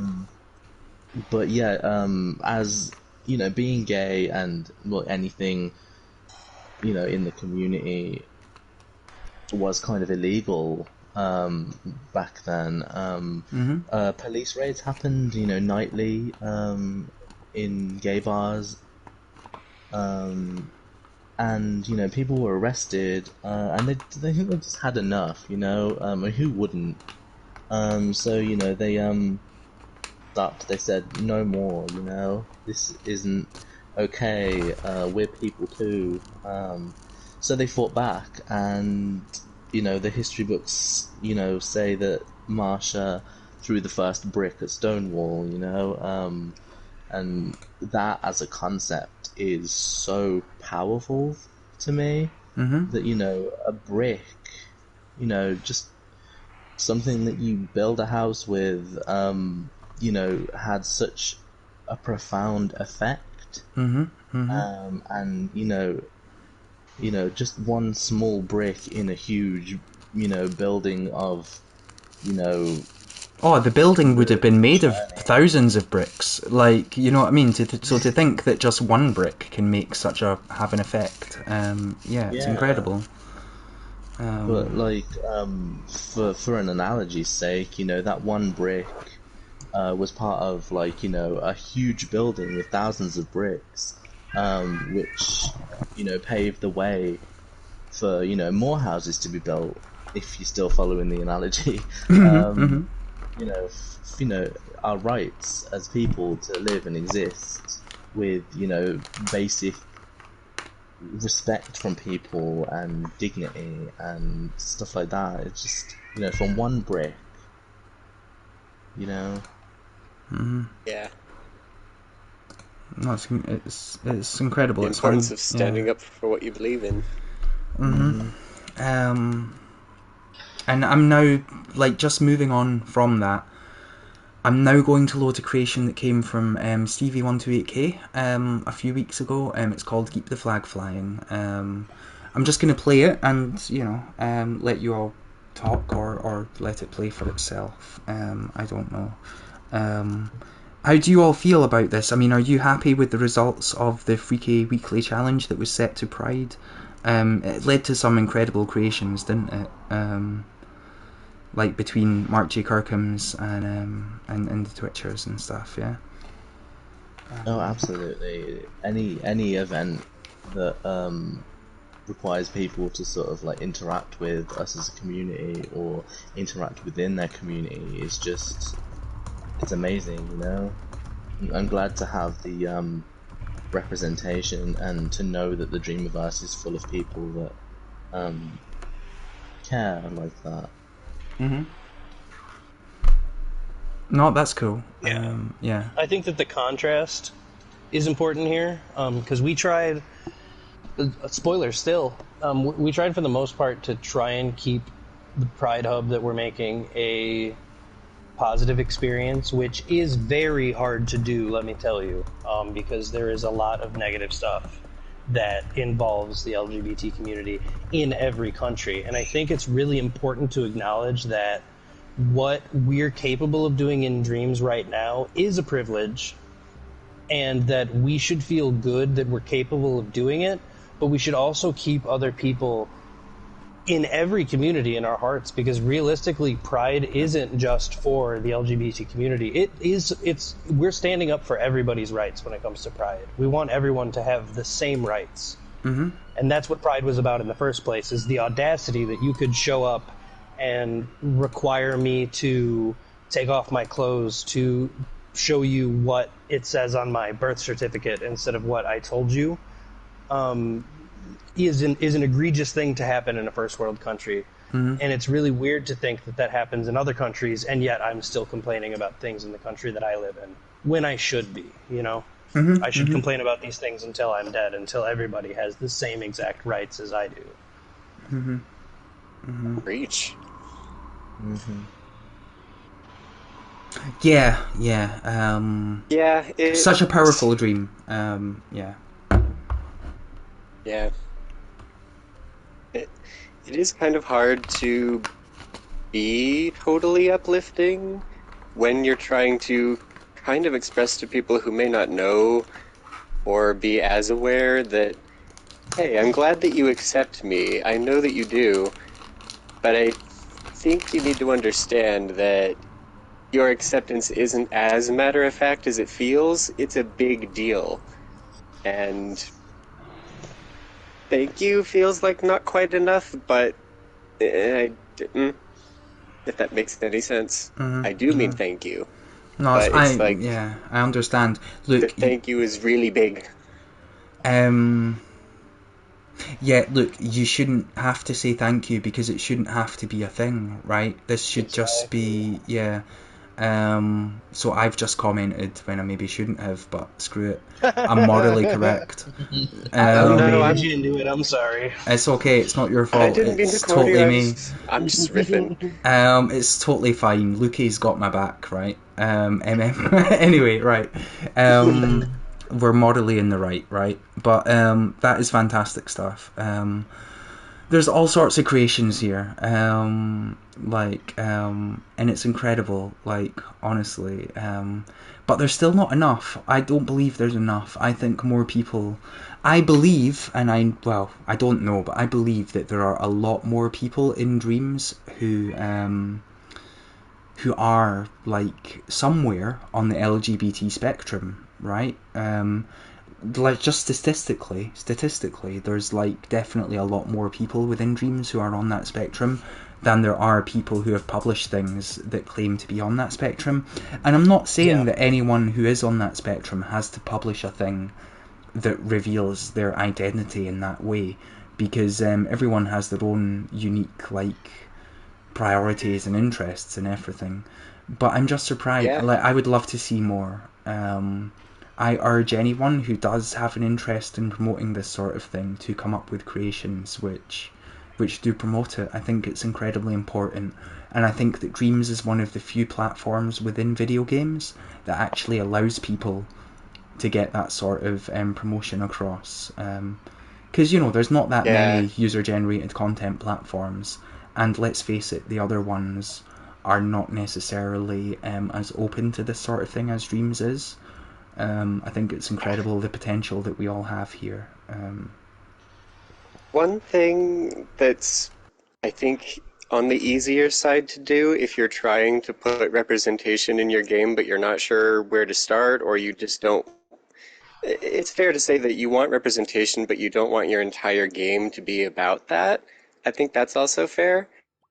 One place to start, and this is just my opinion, um, there's a history of, I don't, it's probably true in the world, but especially in American television, in like, I think it was the late 60s, maybe even 70s, that there was like a code on TV where like you couldn't have a gay character that it was explicitly gay, unless it was specifically condemned.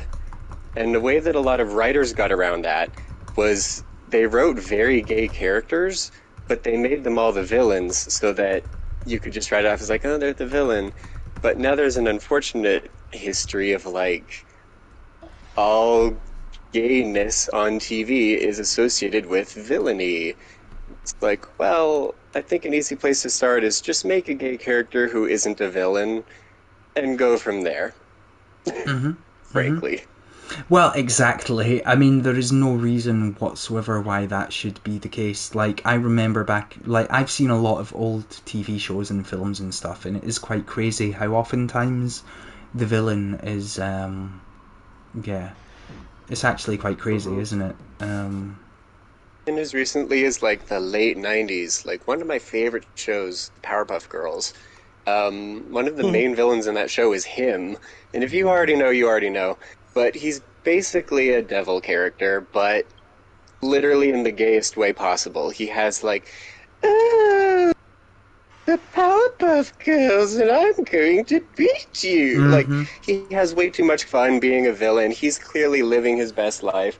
But he like has to be a villain because they couldn't have just like a happy gay character. He had to like be happy in his villainy. And on one hand, we freaking stan iconic, but also he shouldn't have to be a villain to work.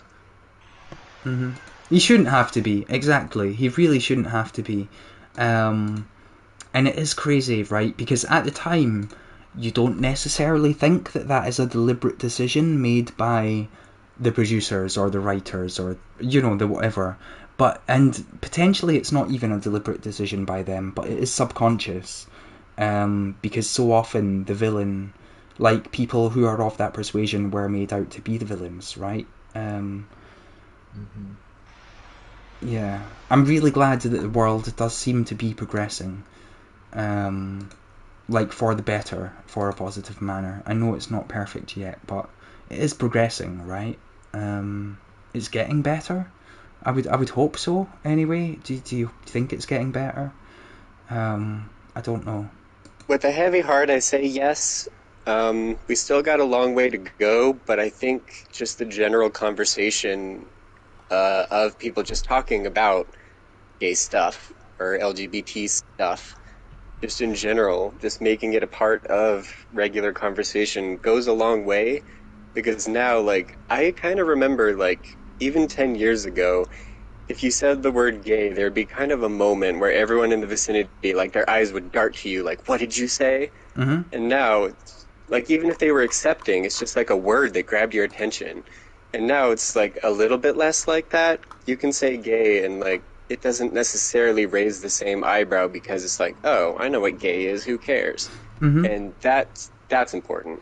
Yeah, like to go to pop culture for a second, and like I think of Will and Grace. Okay, I'm sure you're familiar with the sitcom Yes. Will and Grace, right? I remember Very. when that first came out, like it seemed like quite a big deal that it had like two gay characters in it. Like I don't know. Okay, I'm just I've seen the show, but I wasn't necessarily like around at the time, if that makes sense. But like it does seem like that, doesn't it? Like cultural things like that have made a massive difference, haven't they? Yeah, The Will and fact that Grace it had a shows big part on me growing two up. characters who are both gay but are also incredibly different in terms of their personality and their general Yeah, like performance. Yeah. yeah, definitely. It sounds so easy and simple when you put it into words, but if you look at TV especially, it's kind of wild how, like, a lot of gay characters are either the villain or kind of the opposite route where people try too hard to be LGBT friendly, and you have the sassy gay best friend, which is a whole nother Pandora's box. But Mm-hmm. basically, just make your gay characters people, and you're golden. Yeah.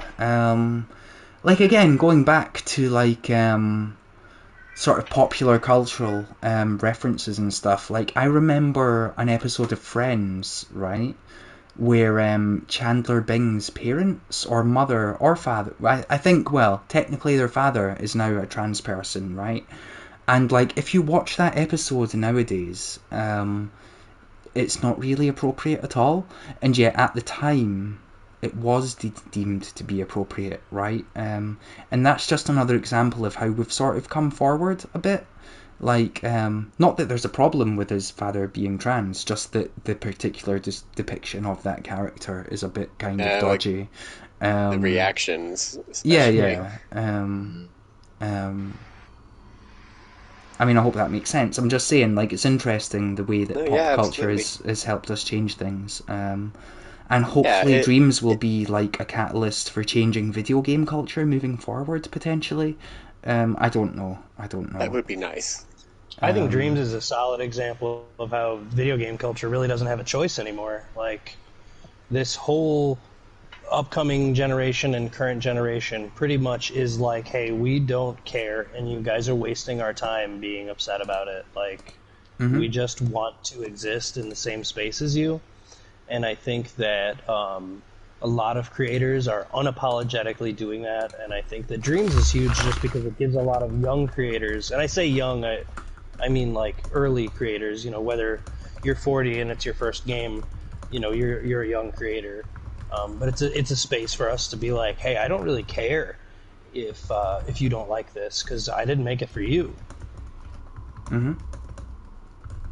Oh no, I totally understand. And like even speaking as someone who's like I'm very interested and I'm very up for like helping and supporting the LGBT community, but I cannot pretend to be a member of it. Um, like for better or That's worse. important, though. Like yeah, exactly. It's good to be an ally, isn't it? And I try my best to be. I I really do think try my it's, best, and that's all we can do. yeah, I mean, like, you're doing a great job. I To say I feel accepted by you is it feels silly to say because it's so very true. But uh, in general, I think it's a little odd that people kind of compartmentalize the word ally, and Hmm. not you specifically, just in general, I've noticed that like people don't really consider that like, oh, I'm an ally, I'm not racist. Like that's the same thing. It's just being accepting. Hmm. Just like calling yourself an ally, I guess is important because it lets other people know around you that you're cool. Hmm. But it's not We as shouldn't. compartmentalized as Yeah. Hmm. like I accept gay people and I'm not racist. It's just why can't you just say that you don't judge people based on arbitrary stuff that they can't change? Exactly. Yeah. Look, we are all just people, and I don't understand anyone who is racist or sexist or homophobic or anything. I genuinely don't, because surely you just treat people based on face value. Like some people are okay, and some people are dicks, and whether they're gay or not Yeah, has nothing to do with that. You know what I mean? Like, yeah. that's just kind of how it I think goes. Like, yeah. I think it was Stephen Fry. I might be wrong on who it is, but I think it was Stephen Fry who said, "Better to be sexy and racy than sexist and racist." And it's true. Yeah. Mhm. Mhm. Yeah, absolutely. Now, hey, look, to everybody who is watching this live on Twitch right now, we have all just had a private discussion via Discord on which I think we could all maybe do with just a little sort of 10-minute break. Now, we will come back and we will launch this Pride Hub, and it's going to be worth it. Trust me, it's really cool. We are not looking at the entire thing because we would love to save some secrets for you for when it launches to the public, but you will be having an early look at it. And look, all we've been talking for nearly 2 hours without a break, and all of us could just do with a little, just a little break. I'm sure that you understand why that is, given that we are all biological beings. So look, yeah, look, Speak we for yourself. yes, well, look, we will all be back in approximately like 10 minutes time, presuming that's okay. Don't worry, we're not actually disappearing. We are just having a little break, okay?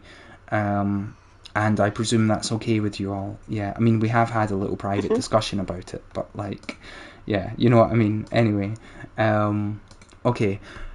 I am going to stick on Convergence by Orion Valentine. This is an EP. It is EP number 4. And this is going to keep you all going for just the next 10 minutes, okay? We will be back. Trust us. Okay, cool. Stay beautiful. Yeah, stay beautiful. Hey guys, like all of you, people. Honestly, I don't mean to keep saying guys. I Don't promise. worry. Okay, It's girls. yeah, exactly. Girl. Okay, girls. People, let's say goodbye, and we will be right back very soon. Honestly, just bear with us and enjoy the good tunes in the meantime. Enjoy.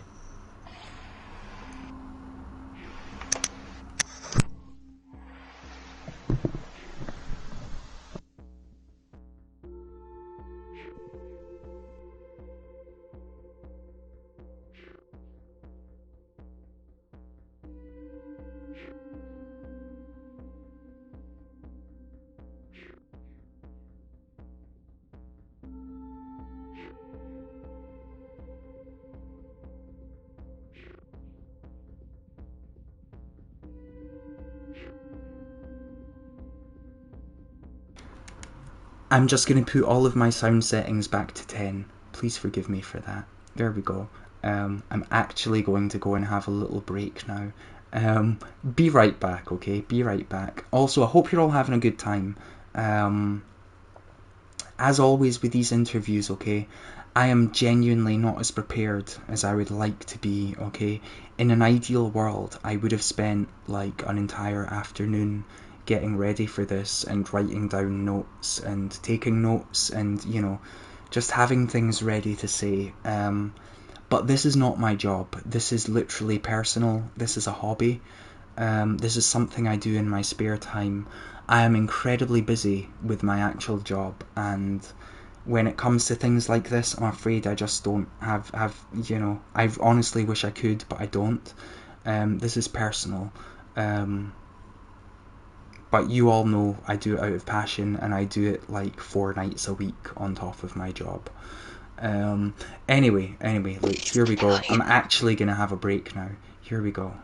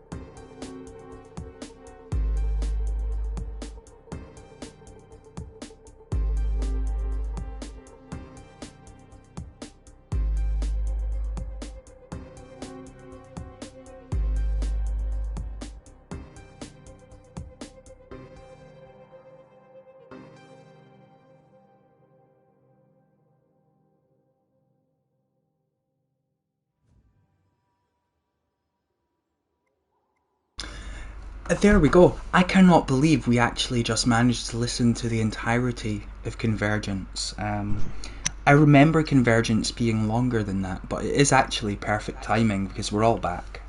So it's incredible. That was Convergence by Orion Valentine. That is a fantastic EP. It is an pick, and it's Orion Valentine's fourth EP made in Dreams. They have made other ones since then, and it's incredible. Like, honestly, Orion, I am so honoured and proud that you, like, make EPs in Dreams, because I love it.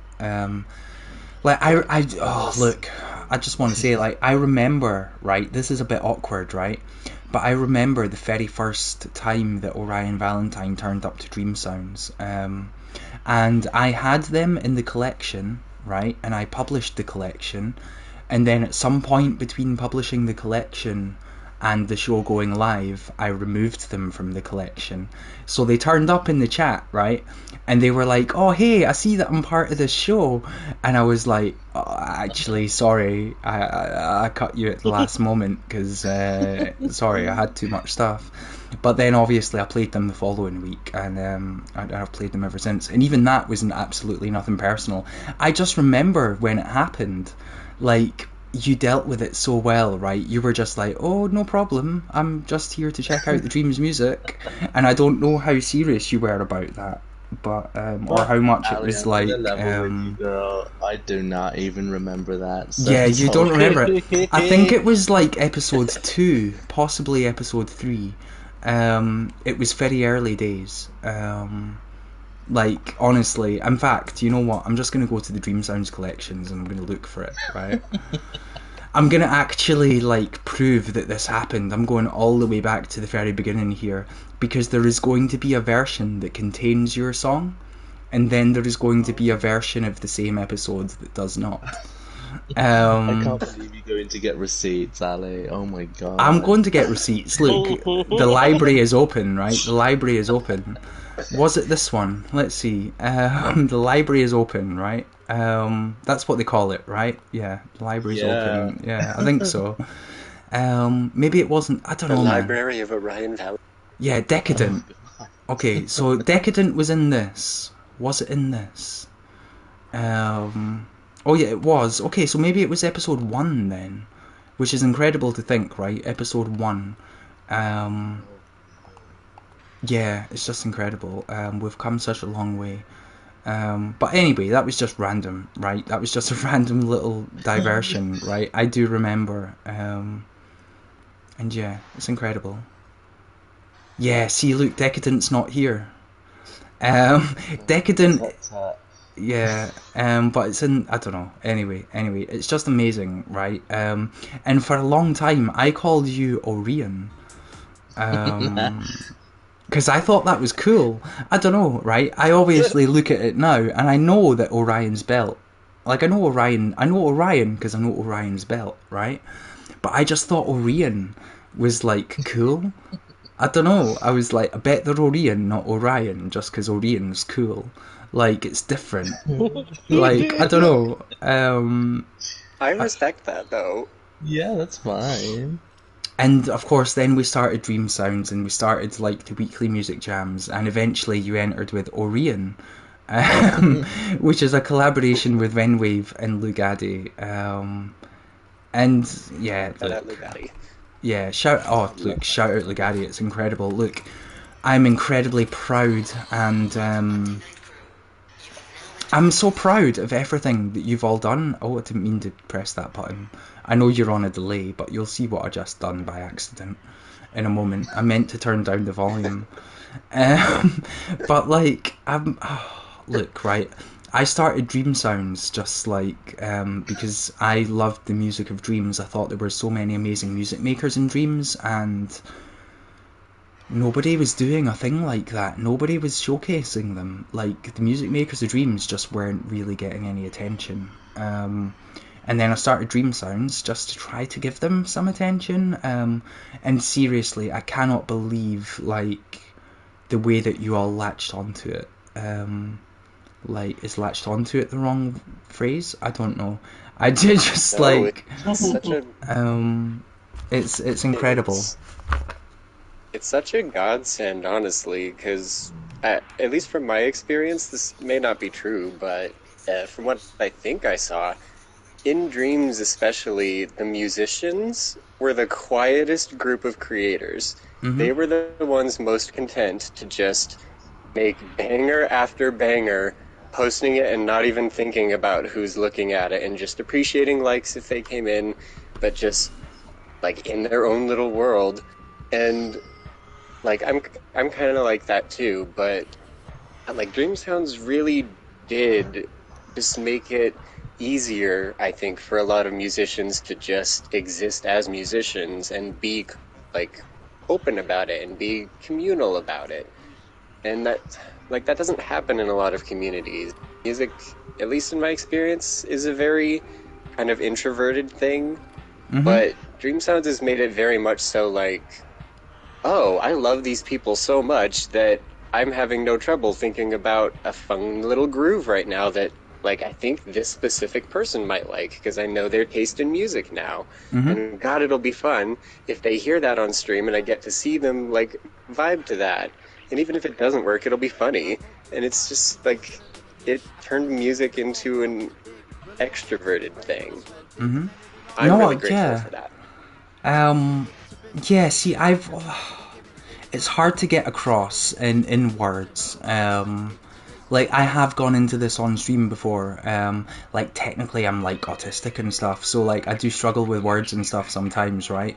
But like I've always been a real big fan and supporter of just like arts and music, and the music in Dreams in particular. I think it's incredible. There's so much talent out there.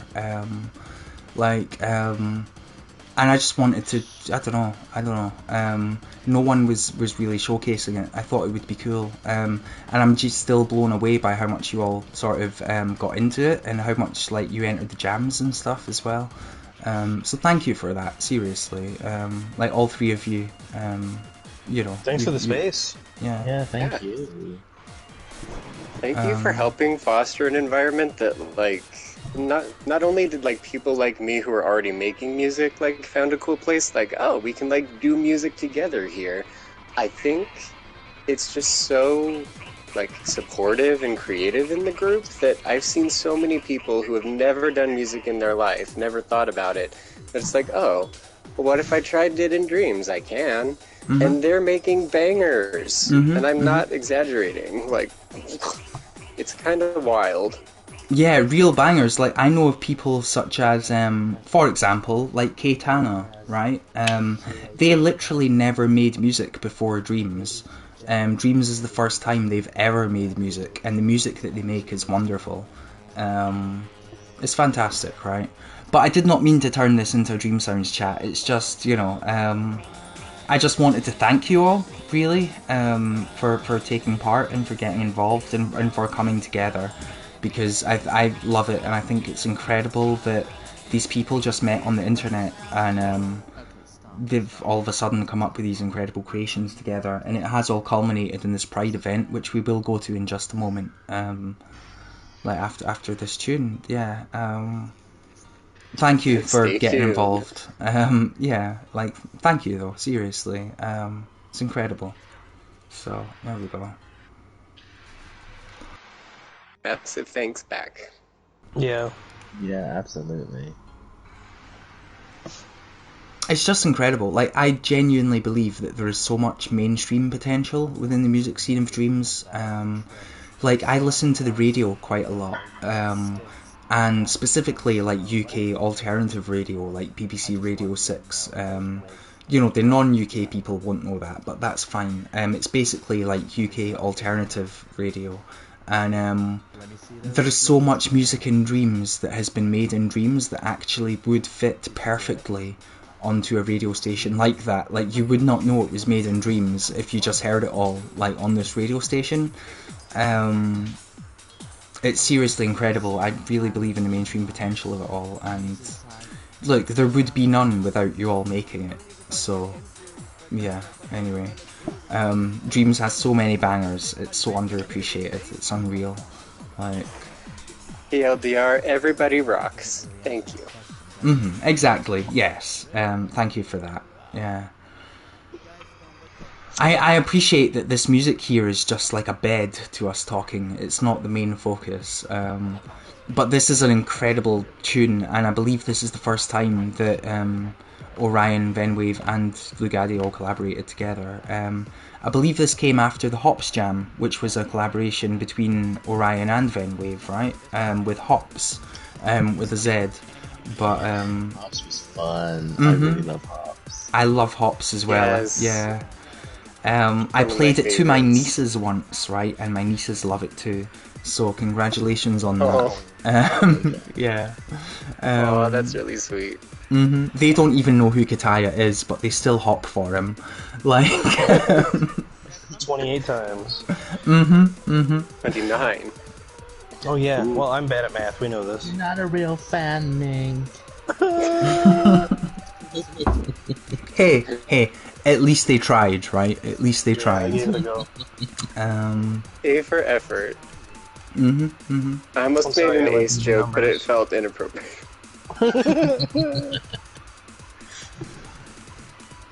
Okay, so that is the end of Orion. And look, honestly, right, the only reason I ever called you Orion is because I was trying to make you cooler, right? I was like, I thought, Ryan, you know you'd be a lot cooler if you were Orion. You know that, right? yeah, like I thought, no, look, it's too obvious to say Orion, right? I've got to say Orion because, like, that's Too like easy. alternative. Orion in the chat. So there was another YouTube streamer way back when, before I found Dream Sounds, who used to call me Orion Valentine. So you can get it too bad, don't worry. That's cool. That's cool. See, now here's the thing, right? Don't worry, I'm not asking you what your real life name is, but where did the name Orion Valentine come from? Because I do presume that it's not your real name. I mean, what's your inspiration? Like, Well, Orion Valentine was kind of a persona that I had online when I didn't want to use my real name. So that's probably when I was like, I don't know, like 9, 10 years old, something like that. Wow. But interestingly enough, I actually did change my name in real life to Orion. okay, cool. Because, when I Work. came out as Frick non-binary, it was kind of well, I don't really like the name that was given to me at birth. It's very masculine sounding. I don't really identify with that. So yeah, I changed it by deed poll. So I am actually Orion. No, that's awesome. See, the amazing thing is that I did not know that. Like, here's the thing, right? Like, people might think because, like, you're a stream regular, obviously a Dream Sounds regular, and also I am a regular to your streams. Like, shout out Orion Valentine. I love your streams, and I recommend them to anyone who is watching this, and just anyone in general. Seriously, hashtag burp counter. But We didn't like, have one yet. yeah, but I've like, been holding them in. I genuinely did not know that. That's the point. Like, I did not know that. We don't necessarily know much about each other on a personal basis. Like, we are, like, I am proud to consider you part of my fam. That sounds really cheesy, right? But you know it's the truth, girl. We are And cheesy, though. like, but I didn't know that. I didn't know your actual name was Orion. I didn't know that. That's the point. Like, we don't actually know much about each other in real life. Like, you know what I mean? We're just like internet people who really love and respect the work that we all do with Dreams. Yeah. We don't really know much about each other in real life. Which is interesting and sad, but also kind of cool, right? I don't know. It's interesting that you say that, because I guess we really don't know that much about, like, personal lives, but I do feel like I know you all pretty well. Yeah. At Yeah. least your personalities and stuff. Like, It's just the I feel like details I know that you're you. lacking. Yeah, but like, yeah, we do. Yeah, it's crazy, isn't it? The relationship that everyone on Dreams kind of has with each other, specifically within the specific communities and whatnot. Yeah, It's fantastic. But it's interesting because, yeah, we don't know much about each other, but at the same time, we kind of know each other. And of course, that is helped by like things like Kataya's like Fall Goose Days and stuff as well, right? There's all Yeah, sorts of connections, but yeah. yeah, it is really cool that like I feel like that's why I feel comfortable calling us all friends is because like we bonded over dreams and we still actively enjoy it every day. But like there are just times where, as with anything, like oh I don't want to eat spaghetti right now. I eat spaghetti every day. Let's just switch it up and eat a salad real quick. And just because we're always on Twitch, it feels natural to stream it, if like just in case one person wants to hang out and watch you play something that isn't Dreams, and then you Hmm. just kind of get to know their personality even better when they're not busy creating something. Hmm. And it just lingers and it all kind of mixes together and just becomes a really organic friendship. I still want to see you eating spaghetti on stream, but that's just me. I'll do it in a hot tub. Hell Oh yeah. my god, yes. um, Look, should I load up the Pride Hub, or should we keep people lingering? I mean, like, I don't know. I don't know. It's up to y'all. Like, what has actually been your favourite thing about putting together this Pride event? Um, like, if any of you have a favourite thing about it. Also, I did mean to ask both Fen and Mink about their PSN names after hearing the Orion Valentine like origin story.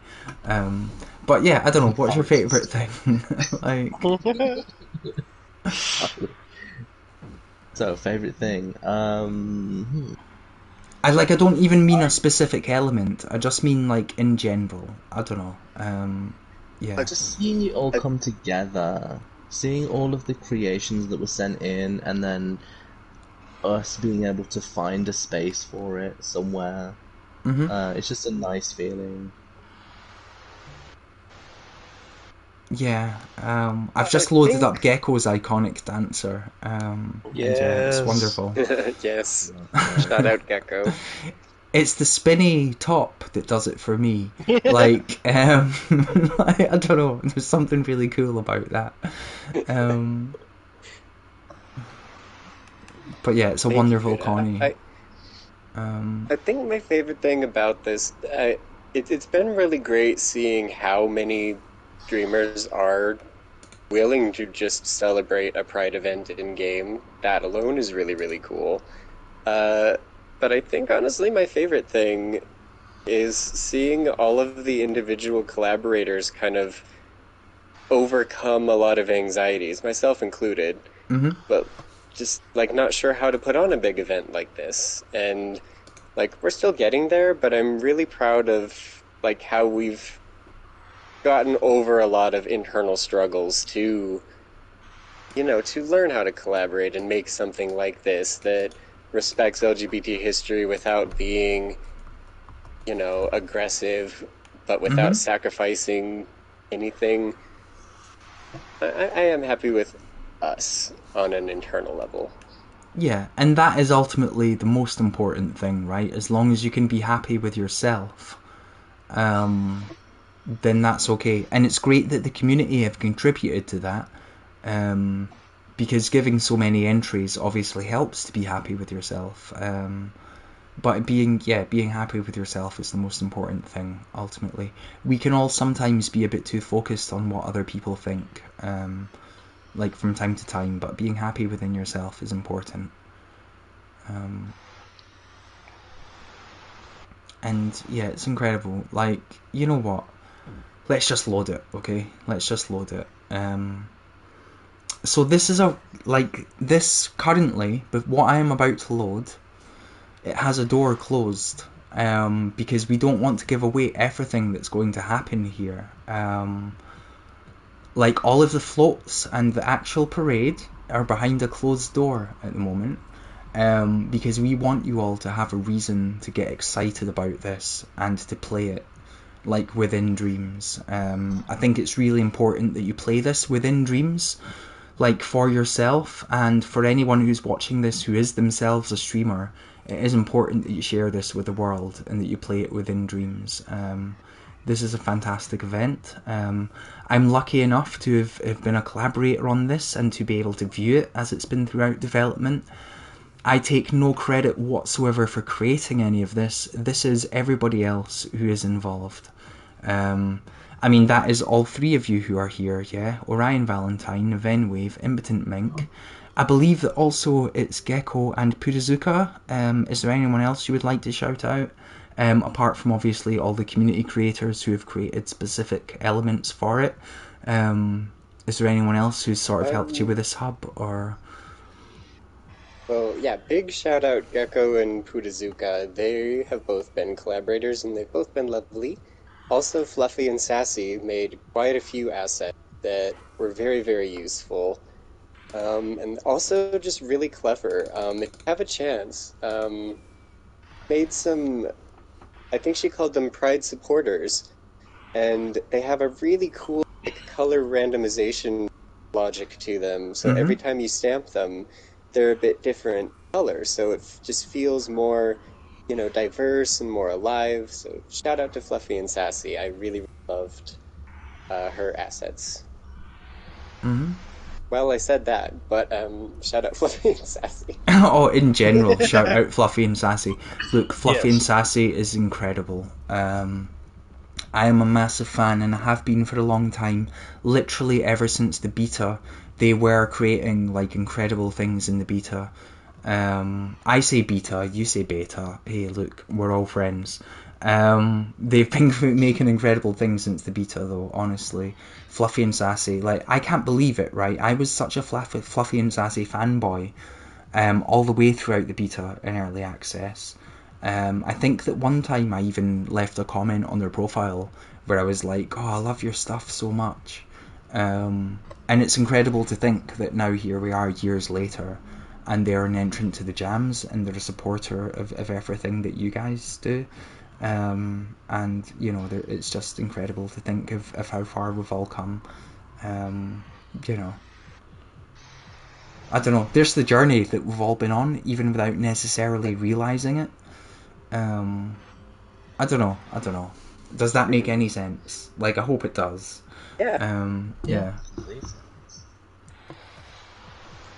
I will say... Yeah, even Orion, Oh, like, sorry. no, you're okay, sorry, I'll let you come back in a moment. I was just going to say, like, the same thing sort of applies to Orion.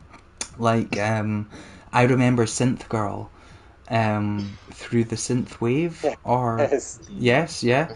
I believe that was think that's what possibly she was Orion's called. first MM pick. And, it like... was. Yeah, and I remember that. And look, I never knew you at the time. We'd never spoken. Like, and it's just crazy to think that I remember that, and now here we are, like a couple of years later, and we're chatting, right?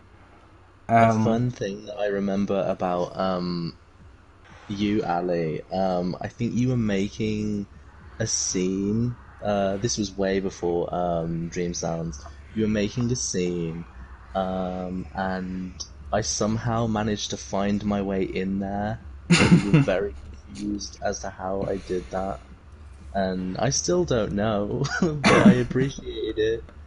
It was fun. I think I know what you're referring to because I did use your famous pencils in a specific scene, and it was probably that. You probably got a notification saying like Tenya used your pencil in blah blah blah, and then you clicked on it. But for me, it was probably unlisted, and because it was like the beta / early access, I was just like, what's going on? How did you get to play my thing that I've not actually published or whatever? I don't know. Yeah. But no, it's incredible, isn't it, to think that like we have these memories of each other as complete strangers, and yet what's happened, right? What's happened? It's kind of crazy. I don't know. I feel very lucky. Now, Yeah. I've loaded this scene. I've played this scene previously, but I am asking, what would you like me to do? Okay, so I will admit this room is a little bare right now. We're Mm-hmm. working on adding some stuff, but I will say, if you walk up to the Rainbow Clerk, they might have something to say about where you're at right now. Mm-hmm. Cool. Here we go. Welcome to Dreams Pride. The party is right through these doors. To open them, please read the 7 LGBTQ+ history items in here. Happy Pride. Now, look, in this specific instance, I believe that the doors will not open, because we are hoping that you all want to visit this within Dreams yourselves when it comes out, and I'm a firm believer in that. But let's read the 7 facts. You're invited to the party. I think Mm-hmm. we're still adding the information. We didn't want to give it away, but basically just, some Mm-hmm. interesting Mm-hmm. LGBT history facts that Yeah. Yeah. somebody may not know, and just kind of so you get an idea of a little bit of the history of why we have a Pride event, why it matters. Um, Mm-hmm. just No, it is the important. struggle, a little bit of the struggle that leads to this cathartic celebration. I think it's a fantastic idea to have the player read through these facts before the doors open. Um, I think it's really good. It's important and it's educational and it's perhaps enlightening to certain people. Genuinely, I think it's brilliant. It's a great way of doing things. Like, it's inevitable that not everybody will do it, but the people who do it will have a fantastic experience because they will learn things, and then the door will open and they will have a fantastic parade experience. Seriously, like, massive Absolutely. shout out for doing this. I think it's an incredible idea. It forces people to engage. Like, if they want to see what's happening, then they have to engage, right? There might even be certain people who don't necessarily want to engage, who simply want to see what's going to happen through the doors. And that forces them to engage, and possibly forcing them to engage will teach them things. Um, Possibly. Like, I don't know. I just think Yeah, it's and a we, really we don't clever want it way to of be doing it. heavy-handed. Yeah. Not going to be heavy-handed and make you read like a whole novel or anything. It's going to be quite concise, but just kind of like I don't really like money in games. That's just a thing for me. So the Mm-hmm. idea of like you have to have a ticket to get into this party to celebrate you is kind of silly. So I just liked it to be like, here's some stuff you'd like to know about the people who are here and who are celebrating right now. There you go, you can get in. Mm-hmm. Mm-hmm. Um, Now, look, I'm aware that the doors have opened, okay? Yeah, that's all right. It's okay, don't worry about it. Like, you know that I'm trying my Evil best grin. here. But, like, I think it's actually incredible that we're giving people this little tease, because I have been beyond the doors offline, and it's honestly incredible. I love it. I think it's fantastic. All of the things that the community have created have been exceptional, and also the way that you have implemented them is fantastic as well. Like, it really is. I'm really impressed with this community event. It's fantastic. It's one of the best that there has ever been within Dreams. As Oh, far we're as trying. events that are put together Yeah. by the community go. I'm seriously, great job, everybody. Um, I'm just being careful not to walk through the Thank you. doors, because I do think it's Yeah, I important that people discover it for themselves. But trust me, there is kind of an amazing experience through those doors. Yeah. yeah, thank you. Thank I you don't very know what much. else I was gonna say, just thanks. No, you're okay. You're okay. I'm just, I'm just wondering, like, yeah. I don't want to, I don't want to give it away. I think it's really important that people discover it for themselves. Um, I didn't even mean to give it a thumbs up. I'm gonna wait till it's released until I give it a thumbs up. No premarital thumbs up, okay? Exactly. But yeah, it's genuinely an incredible event. I think it's really important, and I cannot necessarily think of any video game throughout the whole of history that has ever had an event like this before. I mean, has there been? Possibly. I don't think there has been. I don't. If I had to really think about it, I can imagine there may have been something in something like Minecraft, but hmm not with not with as much flexibility in what you can sculpt. Exactly. I mean, you left it open to the community to create literally whatever they wanted that they thought would fit the event. Um, which really is incredible, right?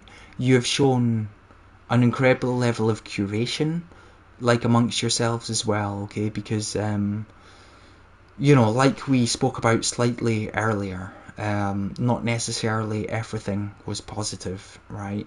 You have had like some struggles along the way, um, but it's an incredible event that I don't think has ever been done before, especially by a video game community.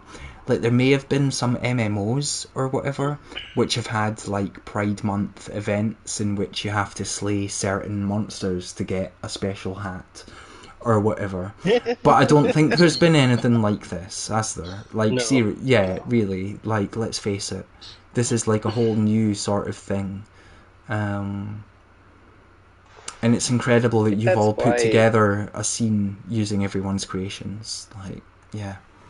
and a very small thing that I like about the hub and the parade scenes is that I didn't want to put the word month in there because it's a dream scene. It's a Mhm. pride party, so you can go there anytime. Mhm. It's a video game. There's no reason that you shouldn't be able to visit a video game scene whenever you want. So I like the idea of it just being a pride place Mhm.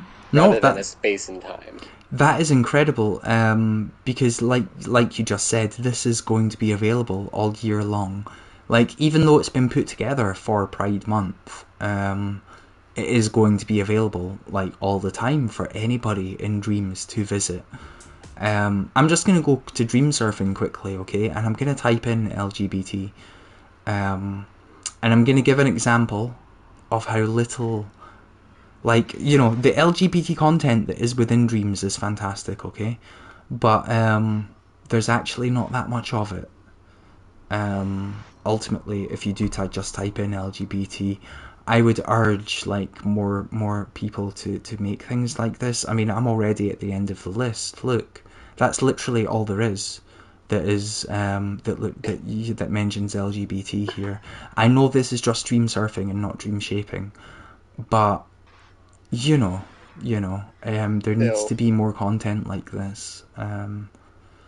I know, Orion, you're a very big fan of Cute Demon Girl Wants to Kill You, aren't you, by Jules Riez? That Like, was a wild stream. yeah, like, yeah, I remember playing this, and yeah, this is a wild dream, like, it's really wild. Everyone give it a go, like, if you want to have a go of it.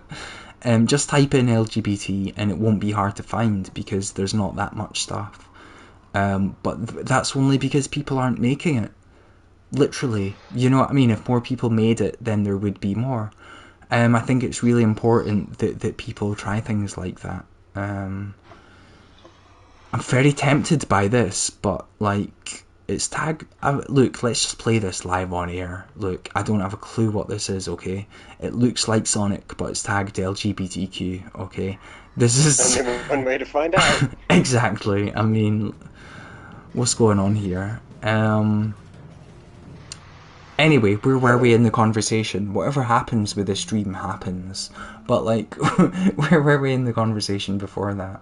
Um, Um, I forgot.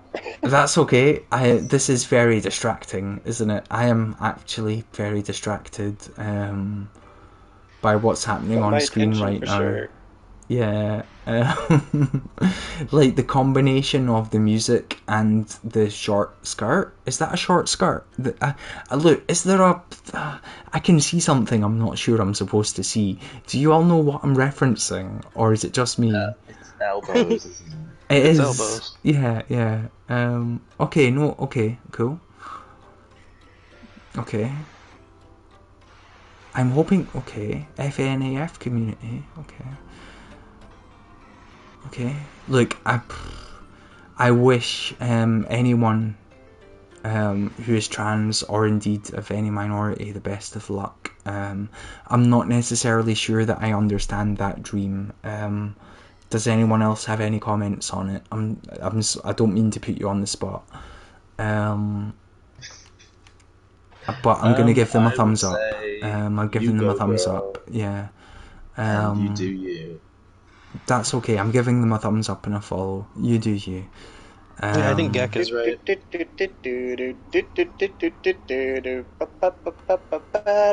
All I have to say now. The Venga boys are coming. Yeah. Yeah. Here's the thing, right? A lot of Venga Boys songs sound the same. Like often, right? I think that was the song you were doing was "We Like to Party," wasn't it? Yes. Yeah, but there's also like the Venga Bus is Coming, which is basically the exact same notes. Oh no! And then there's like that just happened. I just discovered that along with Ben, I guess. The same. No, I think there was like the instrumental version or something. Yeah. But I don't know. They're classic. Absolute classics. Yeah, absolute classics.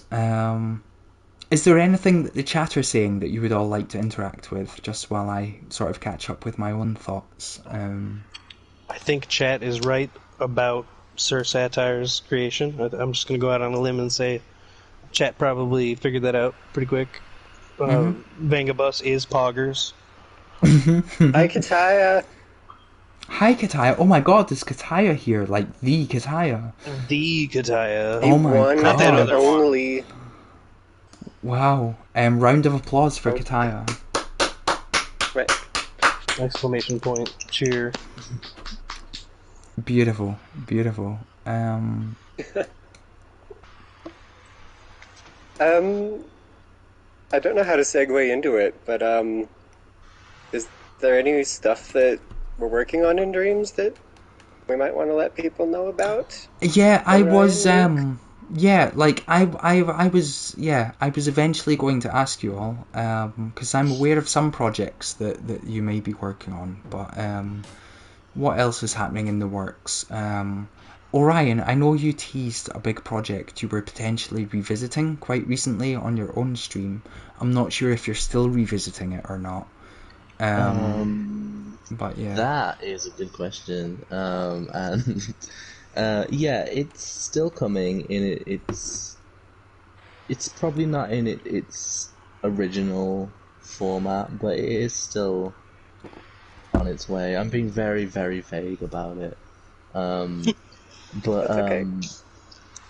Yeah, another project that I'm working on is the OCT second album with Black Hat Tracks, and look forward to Dreamscom because we've put together a booth with one of our song drafts, so it will change on release, but that's the kind of flavour that we're going for with the new album.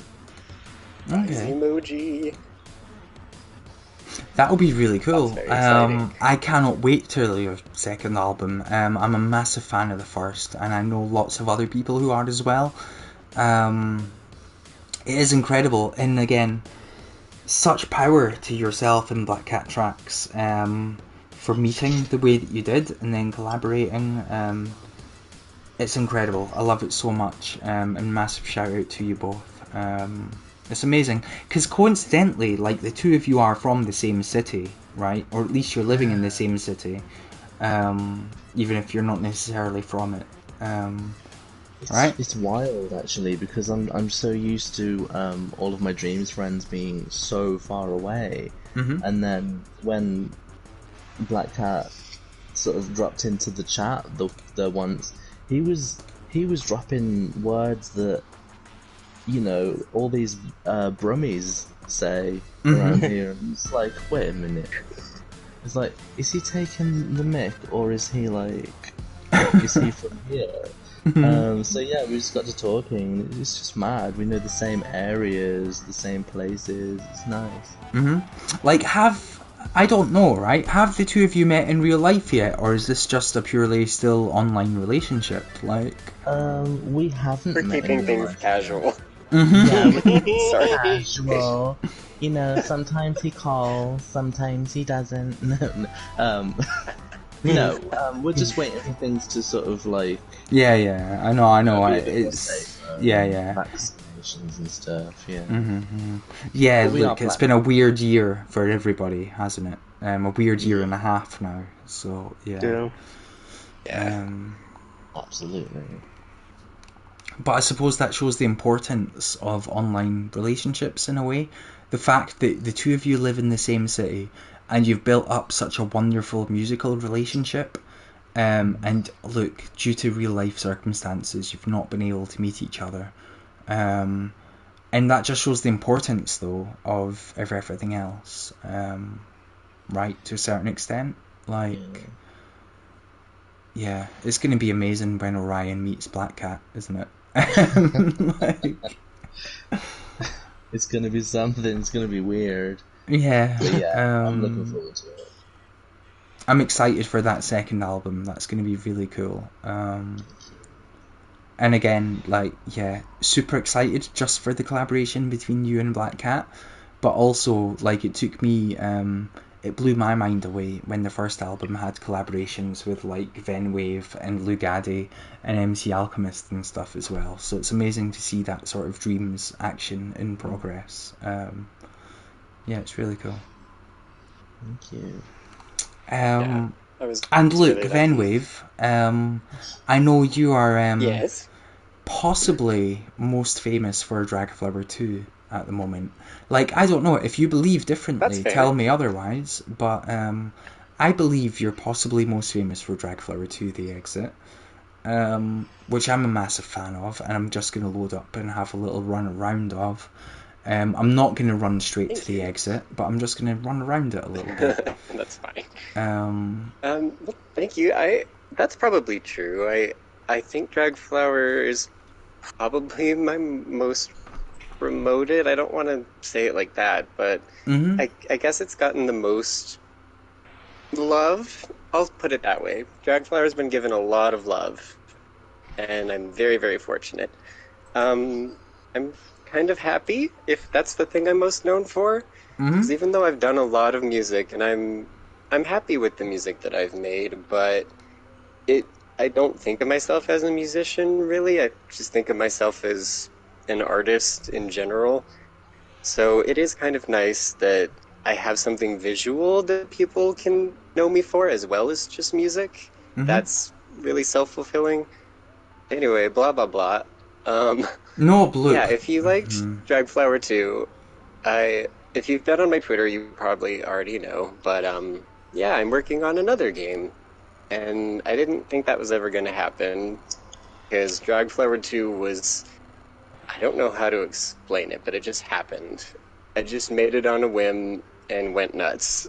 And now people know it, and I'm very loved and like appreciative of that. And I'm making another one because I like biting off more than I can chew. Uh, it's not it's not really like Dragflower in a lot of ways, but if you liked the kind of calm, explorative nature of Dragflower, then you have stuff to look forward to.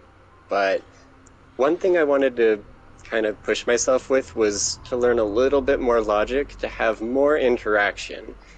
I'm happy with Dragflower, but there's not a whole lot to do besides just walk around and look at stuff. And even though that makes me happy, when I was making it the whole time, it was hard for me to even call it a game because I'm like, surely somebody is going to see through this lie.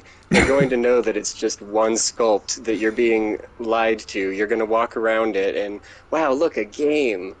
And I just thought people would like see through that and kind of see it as really flimsy, but I guess they didn't. And it lets me know that like, oh, reassuring myself and others that like you don't really have to do a lot. You just you don't have to do a lot, and it doesn't even have to be realistic. You just kind of have to believe in it, as cheesy as that sounds. No, you're right. Anyway, that was not Like, answering the question. no, look, I remember when Dragonflower 2 first came out, you said something similar along the lines of, like, look, the only reason this exists is because I bothered to do it. Like, you know what I mean? You were just like, look, I just get going. Like, ultimately, Yeah. like, it exists because I done it. I think a lot of people need to take that sort of inspiration on board. Um, just believe in yourself and keep doing a thing that you believe in. Dragflower is incredible. I love it, and I'm super excited for Flow World. Right? Like I remember Yeah, you thank you. showing it I don't off know if on I your even said stream. that. Yeah, I don't think you did. You just said if people have seen your Twitter, they know. But like, no, it's okay. Like, because I remember I'm new you to showing it promotion, can you off tell? on your own stream. Like, shout out Venwave. Venwave streams, and Venwave streams are well worth checking out. In the same way that shout out Orion Valentine streams are also worth checking out. Impotent Mink does not stream, but if they did, then shout out Impotent Mink because their streams would be well worth checking out. Uh, but like, I remember you showing off Flow World on your own stream, and you were accidentally muted for about 20 minutes. But the fact that we all like just accepted that and thought that you were muted on purpose and just showing us the game, like shows the respect and love that we all have for that upcoming project based on our love of Dragflower 2. And by saying that you're possibly most well known for Dragflower 2, like, correct me if I'm wrong, but this is probably your most thumbed up thing, right? It definitely is. Yeah, yeah. It's surreal. I don't have enough thank yous to really express how grateful I am that an idea, if you've seen Dragflower 1, in my opinion as the creator, it's trash. It has charm to it as a lot of like first creations do, Mhm. but ultimately there's just a laundry list of reasons why I would never recommend anybody to play it. And I think that kind of motivated me too. I was just tired of having my first try at a game be so bad that I was like, ugh, I gotta do something better than that. Mhm. And Dragflower 2 happened. Yeah, Um, no, it's amazing. But it's and I important want that. that people know that you're more like you make amazing music as well. But like, yeah, Dragflower 2 is fantastic. I love it. I'm happy to be a fan. Um, Thank you. I do want it to be like really clear that I don't want somebody to look at Dragflower 2 and think, "Oh my God, Venwave is so talented. We want to be like him." mhm. Like, guys, the whole point, if you're gonna take anything away from Dragflower, besides maybe ooh pretty, I hope it's obvious enough in the way that things are sculpted and put together that I'm not trying to hide any techniques or anything. It's Mhm. right there. You can be like, oh, he just stamped a cylinder and it's a pillar. And then you can take that and go make a better pillar. That's what I would ultimately want from anything. Anyway, Flow World is a theme park, and it's really inspired by the Monday Night Crew. Wow. And there's no two ways around it. I won't say too much, but the friendships made in Dreams, and especially the music group, has really left a positive impact, and I think a lot of people would just benefit from knowing that it exists and what it does for Dreams music in general. Though, if you liked Dragflower 2's music, I guess you have a lot to look forward to. Wow. That's all I'll say. That's okay. I'm happy to be left on that sort of teaser. Look, I get really emotional about the Monday Night Crew stuff for whatever reason, right? I mean, look, we could do a psychological deep dive if we really wanted to, but tonight is not All right, about let's me. do it.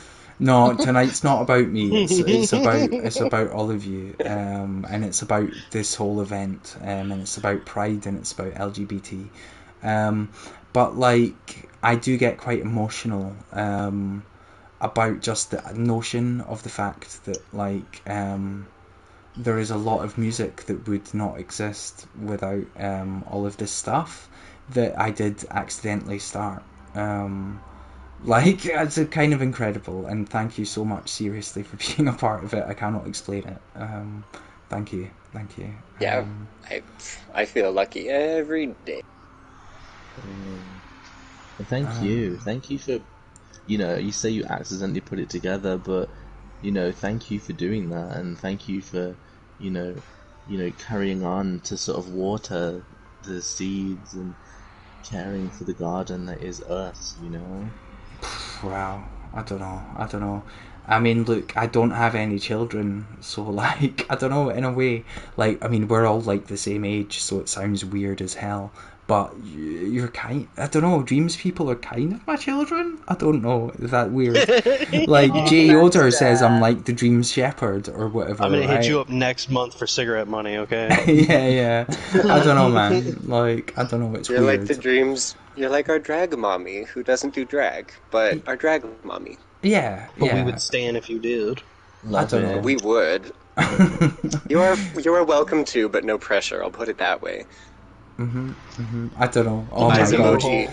The chat just got so weird. Everyone's calling me daddy now. Like, I'm not gonna live that down, am I? Like, I thought I wouldn't live down Dream Shepherd, but apparently we moved on to Dreams Daddy.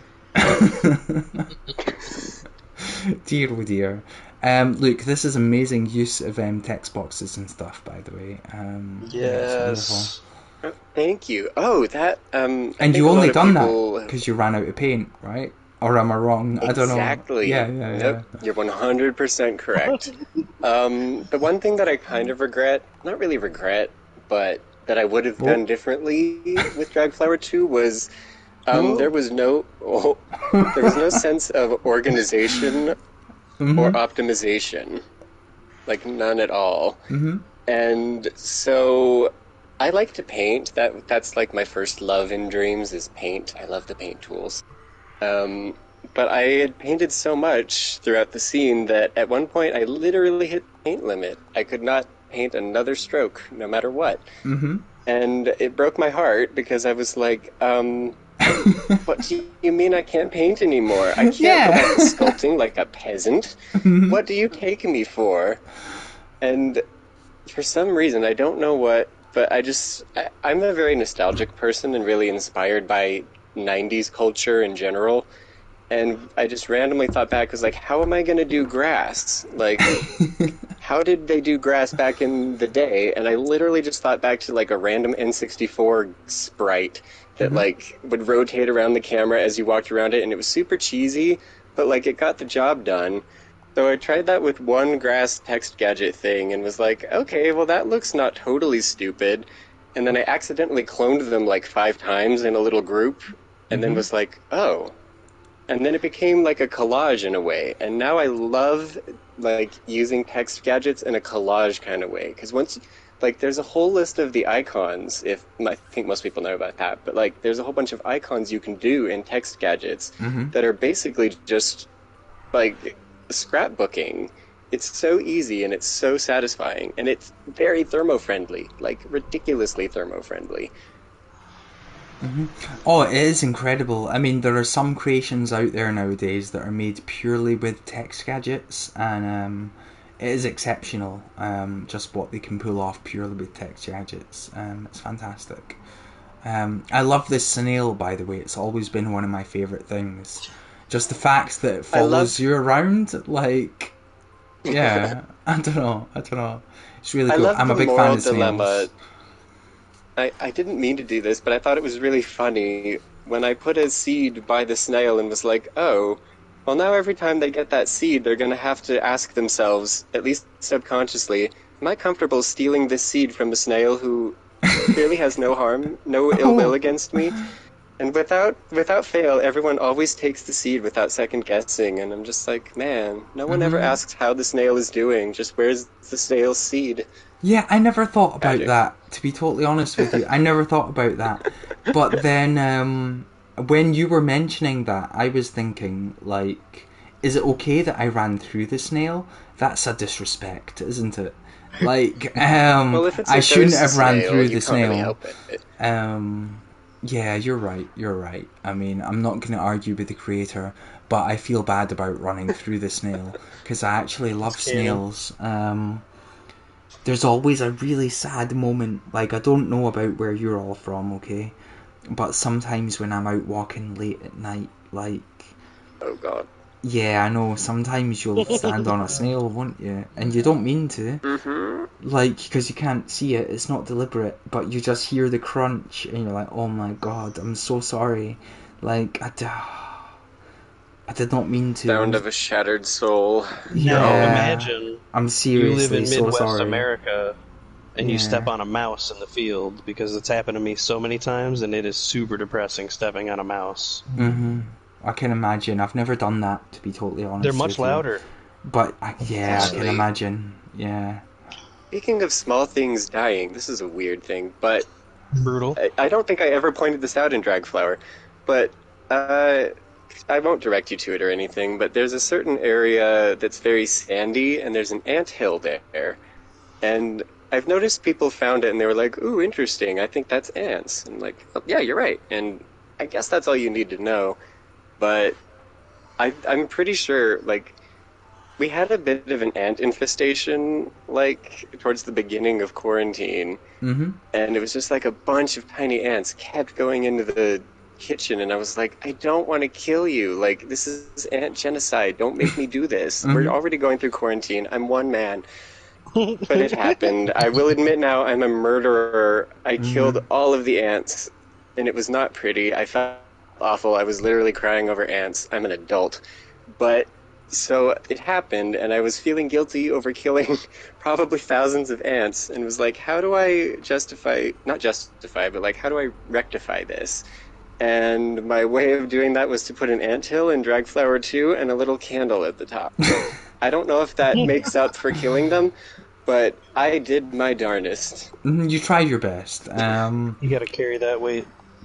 Yeah, It's not look, very heavy. I understand. Like, it's a shame, right? I believe that all four of us within this conversation right now are, like, relatively quite sensitive souls. Obviously, correct me if I'm wrong, but we all would What you feel say bad. about me? Yeah, like, Deny that. I think we will all struggle with ending the life of a living being, you know, even like by Yeah. accident, even if it's an insect. Like, we're, you know, even if we're meat eaters, like, I appreciate how easy it is to not think about that sort of thing as like, I was raised on like a meat diet, you know what I mean? So I get you. Hold Okay, circle don't by worry. the way. Sorry, I missed that. Sorry, what was that? Hold circle, by the way. Okay, cool. Okay. I didn't Cool. point this out in the game ever, breathing, but if anyone's yeah. watching, I don't really care if it's a spoiler, but Yeah, if you yeah. hold down the circle button in Dragflower 2, it reduces your gravity, and so you can move a bit more freely. So, there you go. No, yeah, I'm used to being in the state where I've completed the game, and I've got, like, you know, I can basically just, like, fly. Right. You know what I mean? Super Saiyan Sid. Yeah, but I reset progress before playing this, so yeah, I'm not quite used to that. But yeah, Oh, you're all good. Yeah. Trust me, I'm a Dragflower 2 veteran. Sure. I remember when this got pick of the week, and stuff, you know. So yeah, don't worry about that. Shout out to everyone shout out to everyone for humoring me and letting me talk about it even more now. I've gotten a ridiculous amount of support and love for this silly little walking simulator, but I'm so blessed and so grateful. Make something better than it, okay? I know you can. I'm sure you all can. Venwave themselves say it, and I won't disagree with them. You all can. Honestly, like, Venwave is not the most talented person in the entire planet. You know, it's true, Preach. right? It's just true. Like, none of us are.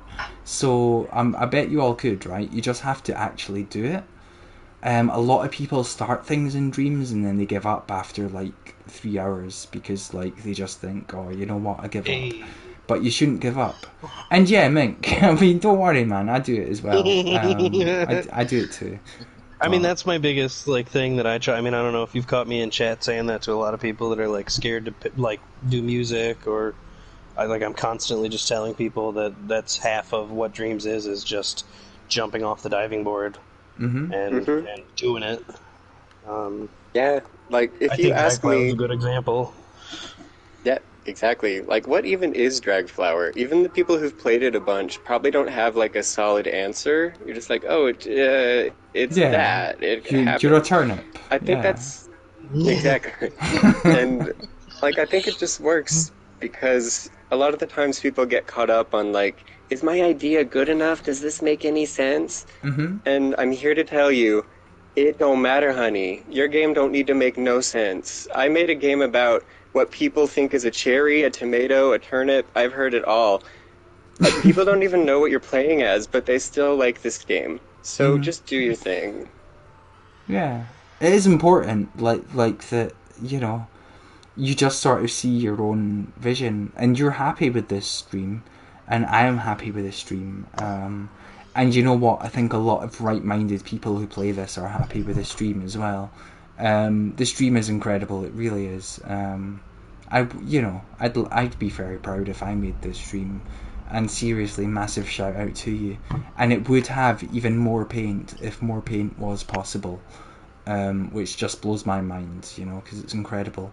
I'm just going to try to very quickly find the mother tree, because I remember you streaming this and you talking us through it and talking about the mother tree, which is like the tree that began it all. The very first tree. You were quite close, actually, in I that was, other area yeah, with the I know, grass. Sorry, not to chat No, about. you're okay, trust me. If I'm going to take backseat gaming from anyone, then it's going to be Venwave on Dragflower 2. You know what I mean? But yeah, it is this, isn't it? I know there's a delay, but I believe it's got a face, and I'm looking at it. There she is. Yeah, this is the mother tree. This is where the dream all began. Yeah. So I guess, everything spread from here. Yeah. Literally. Like the first Dragflower, it's not very good, but it had a very cute idea, I'll admit. And the idea was just you play as a flower that's being blown by the wind across a bridge. And when you get to the other side, your reward is you get to see a drag queen that is a flower. Drag flower. Ha ha. And it's just a cute idea. I didn't execute it very well. But in Dragflower 2, the only guidance that I gave myself was the words drag and flower. And so it was like, okay, well, let's start with a Dragflower tree. Seems appropriate. And after that, it was literally just a case of, I don't know if this makes any sense, I don't care, I just want to sculpt something, and kept going. And all the Dragflower is just me not saying no to myself. And that's what I think a lot of creators, I hope, take away from this. Is like, there was no reason to make this not even knowing what it is. Especially if you've seen the first game, you'd be like, why would you want to make a second? Well, here we are. I'm just going to quickly load up the first game to show it as an example. In fact, actually, I think you've unlisted it. Did I?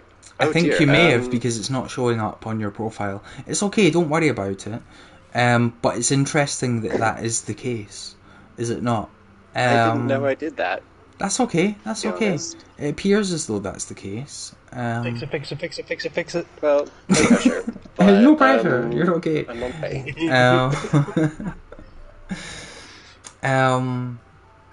There it is. It says remastered. That is a bold-faced lie. I kind of trolled myself and made very arbitrary changes that don't matter. There we go. It's listed. Okay. Let's have a little search. But as far as I'm concerned, the first one is an experiment, right? I mean, the first one is not so much a game as it is a scene. Although it does say remastered it's very much now. So, yeah. It's very much so just somebody new to Dreams trying out some of the tools and not deleting the stuff. No, it's okay. Look, And And yep, that thing is programmed to hit you for some reason. Yeah. I don't have any excuse for this scene, okay? You don't need any excuses with me. All three of you are regulars to this stream, and you've possibly seen me in create mode, so you really don't need any excuses. As far as I am concerned, this is better than anything I've ever made. So honestly, this is incredible, and I think it's wonderful that this led to Dragflower 2. It actually is just purely out of love of dreams that Dragflower 2 exists. Just one of those, I had no grand plan, I just did stuff, and the only reason I did it is probably because I jokingly remastered this, but there were certain friends in chat that are in chat now. Hi. That were like, feel free to name drop. Like, you can name drop if you're being positive. I just don't wish to say negative things about anybody. But you can name drop if it's positive, and it's Kataya. Yeah, exactly. Very dear friend. Yeah, Kataya's been incredibly supportive of a lot of people, and he's fantastic. Massive shout out to Kataya. Yeah. Kataya's great, and he's been very supportive of me and just people in general doing weird stuff in dreams and just going for it, and I really respect and vibe with that. So I like that the concept of Dragflower was a little executed better in Dragflower 2, and that's what people know me for now, probably. That is a very huge blessing, and I try to do my best to be like, hey, it's not just a me thing. It's not like, wow, Venwave is so successful. Venwave just did a thing. You can do it too. That's the thing. Anyone can. You just need to do it. That's the point. You literally just need to do it. That's all you need to do. If you don't do it, then no one can appreciate it. And if you do it, then people can appreciate it. And the thing with dreams is that, like, anybody, there are so many different types of people who play dreams, that anything can be appreciated. And, like, even if you don't necessarily realise it, there are a lot more people who play dreams than you do realise. Like, it's very easy for us here in Twitch to get caught up into a bubble, and to think like, oh yeah, the only people who play dreams are the people who we see on Twitch.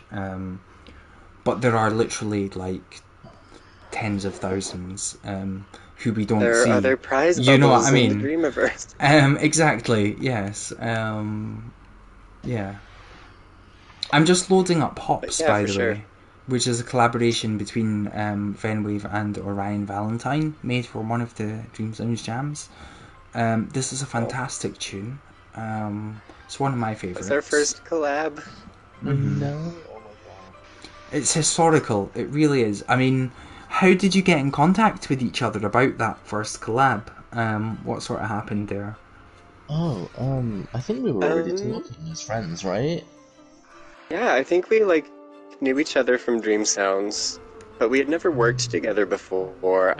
If I remember correctly, I think Orion had started that, and I hadn't started anything yet. I just hadn't come up with an idea, and I think they messaged me and they were like, hey, do you want to work on this? Do you want to do stuff together? And I was like, yeah, I love hops and I haven't started anything, so yeah, this works. And I love Kataya and I love hops, so it was like, I'm not gonna sit this one out, and just listening to what Orion had started, it was already great, so I don't know, I did stuff, and now hops exists, and I did, I think. And I just love that energy. That's one of my favorite things about Van so far is the emotions at everything. Yeah, that's the thing. With Van, sorry, I'm just gonna talk about you like you're not here or you're dead or something. That's okay. Van... Ooh, I get to be a ghost. Cool. Ooh, sexy. Yeah, right, cool. I don't even know where that came from. Right, anyway. Oh my god. What was I gonna say? Okay, with Ben? one of the things that I love the most is just you're unapologetic with who you are and how authentic you are. You just, you have the paintbrush with all of you on, and you're just like, bitch, I'm gonna paint on all of this canvas and then some, and I just love that. Oh my god, that's just like so nice of you, and I can't believe how authentic you would just be like so genuine to me. Oh my god, I cannot believe how nice you are. I'm so lucky. Besties, you want to go to Starbucks or something? Oh my god, I cannot believe this is happening right now. What a crazy day. I need to do yoga or something. Hey, first off, I do I want to can't go handle... I'm not good at praise, but thank you. No problems, bitch. No problems. I'm a guy. I swore. I'm sorry. That's the first time. You're allowed. It's okay. It's just me I who's not stopped allowed. counting on mine. Yeah. But like, see, honestly, I was hoping to just stay quiet for a minute or two and let the three of you talk. Because like, I think it's important, the relationship that has grown between the three of you. Like, I mean, do any of you have any questions for the other two of you? That's ultimately an important thing, right? As well as the questions from the chat that you're all free to interact with. If anyone in the chat has questions, feel free to put them forward. Like, So, Mink, you are incredibly talented and up and coming, and I'm just curious, what are you looking forward to in Dreams? Whether that's stuff you're working on or just stuff that's coming out? What are you looking forward to? What is Mink all about? What's all this Mink about? Sorry. is that a euphemism? Right. Flashback. Well, there's stuff that there's collabs that I'm working on with people. Everybody knows who they are. There's been the first thing I tried to do. Literally the first thing I did in Dreams was make a Wario meme because I was tired of seeing Wario memes. And then the second thing I made in Dreams was a mock-up for an RPG that I want to make, and I am not going to release it for like 3 years. Because I don't know what the hell I'm doing. A lot of what I do is skate through collabs with people and learn from those collabs. And if that's like, I cannot talk enough about how important collabing is. I would not know anything if it were not for people collabing and just showing me stuff that they do. So that's pretty much... That's what I got going on, is just asking for collabs and working on stuff that people are doing and kind of just throwing a little bit of myself into it and kind of sucking a little bit of them out of their bodies so that I could have it. It's black magic. No, I completely understand. Because Being a collaboration... knowledge vampire, I like that. Yeah, like collaboration, like everyone has different skills in this universe, right? Everyone's different, everyone's got different skills, so the way that like people can collaborate, like one person might be good at logic, another person's good at animation, and another person is good at design. And the only way for something to be truly great is for the three of them to get together, right? Yeah. So yeah, like exquisite elbows, by the way, exquisite elbows on that yoga instructor. There we go. Never shall it be listed. Right, anyway. Big thumbs up. Right, what's evening relaxation? Here we go. Okay, Gecko. Gecko in the chat has given a recommendation for the elbow collection. So look, I'll check that out later on. Give me an In Dreams link or send it to me in game and I'll check it out later on. But anyway. Yeah. I mean, do any of you have any sort of Mega Penguin ideas? I know that's like a random aside, but it's like, I hope for all sorts of Mega Penguin inclusion. Like, I know we've already had someone release Megan Penguin. but I would love for Mega Penguin to ultimately become bisexual, right? I don't know. I think it's important for inclusion. Like, it's too late, right? Someone's already made Megan Penguin, but like, it's not too late for someone else to make something else, right? Like, he's going on an adventure throughout the Dreamiverse, and whatever he encounters, right? I do believe it's important to have all sorts of representation. Like, I don't know. No, I agree. Yeah. From just a writing standpoint, having a bisexual character just means more writing opportunities. Yeah. Because there is an opportunity there to try to sort of lead to diversity within the video game industry. Because, like we touched upon earlier, there are very few video games which have given the support to this event that Dreams have given. I cannot think of any.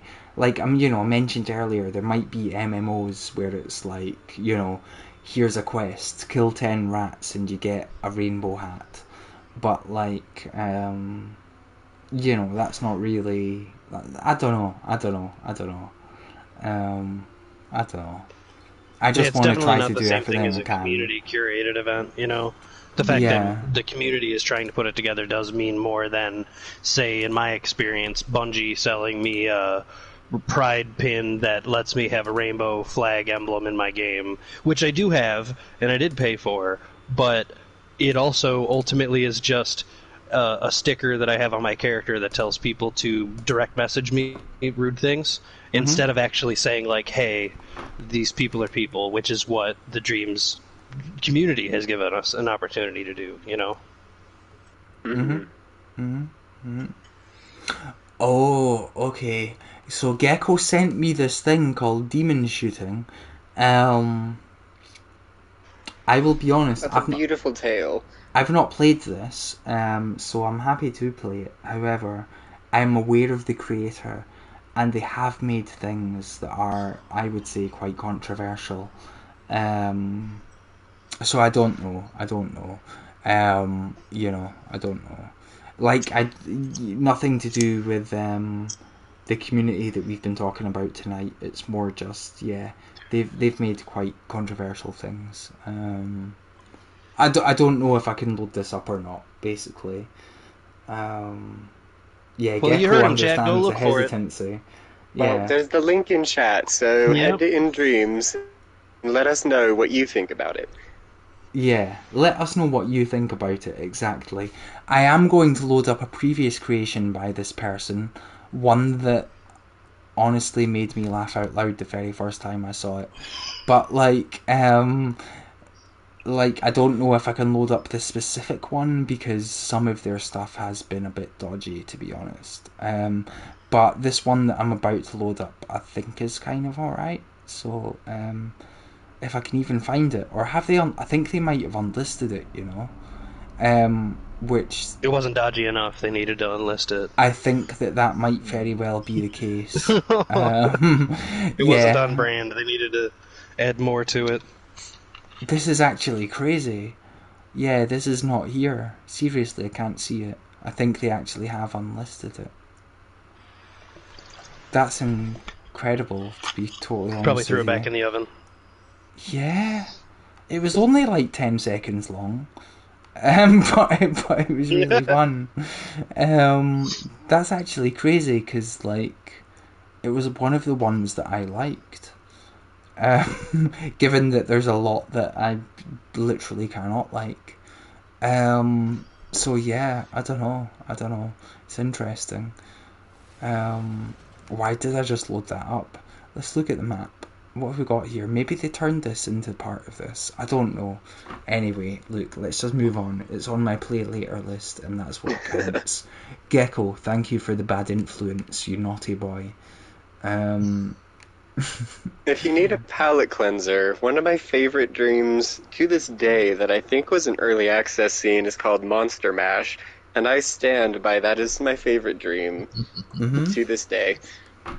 Okay, Monster Just throwing Mash. that out there. Yeah, I'm going to type it in. I think I actually know what it is, but I'm Yeah, it's hoping quite that short. once this comes up, it's going to say, like, played. Yeah, in fact, look, played and thumbed up. Here we go. Here we go. I'm so proud that I've played and thumbed this up. Good for you. I'm very proud.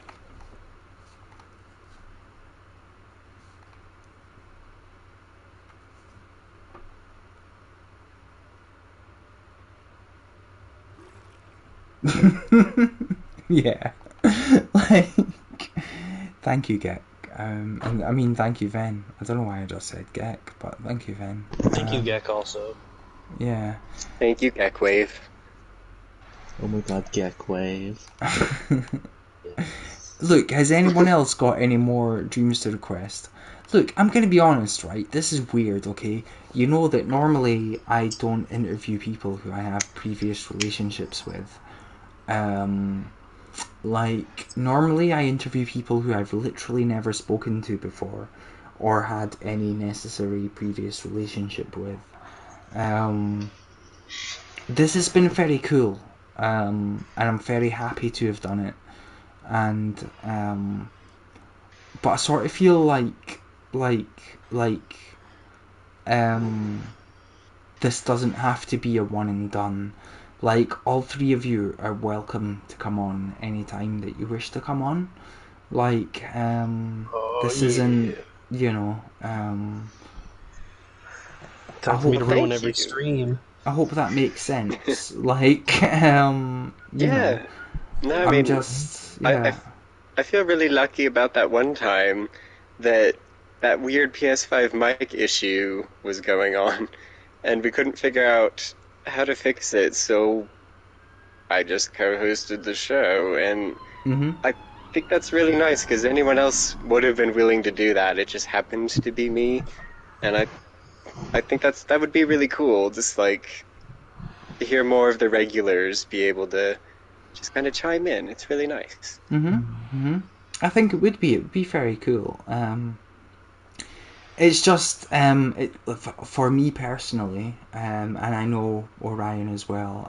Also in the UK, it is very late at night, and I personally have been working since 8 a.m. And I'm not trying to call an end to this, and that's why I'm saying that you're all welcome on at any time for any chat about anything. Um, I seriously love and respect you all so much. Like, it cannot be said how much, it cannot be exaggerated how much I actually do.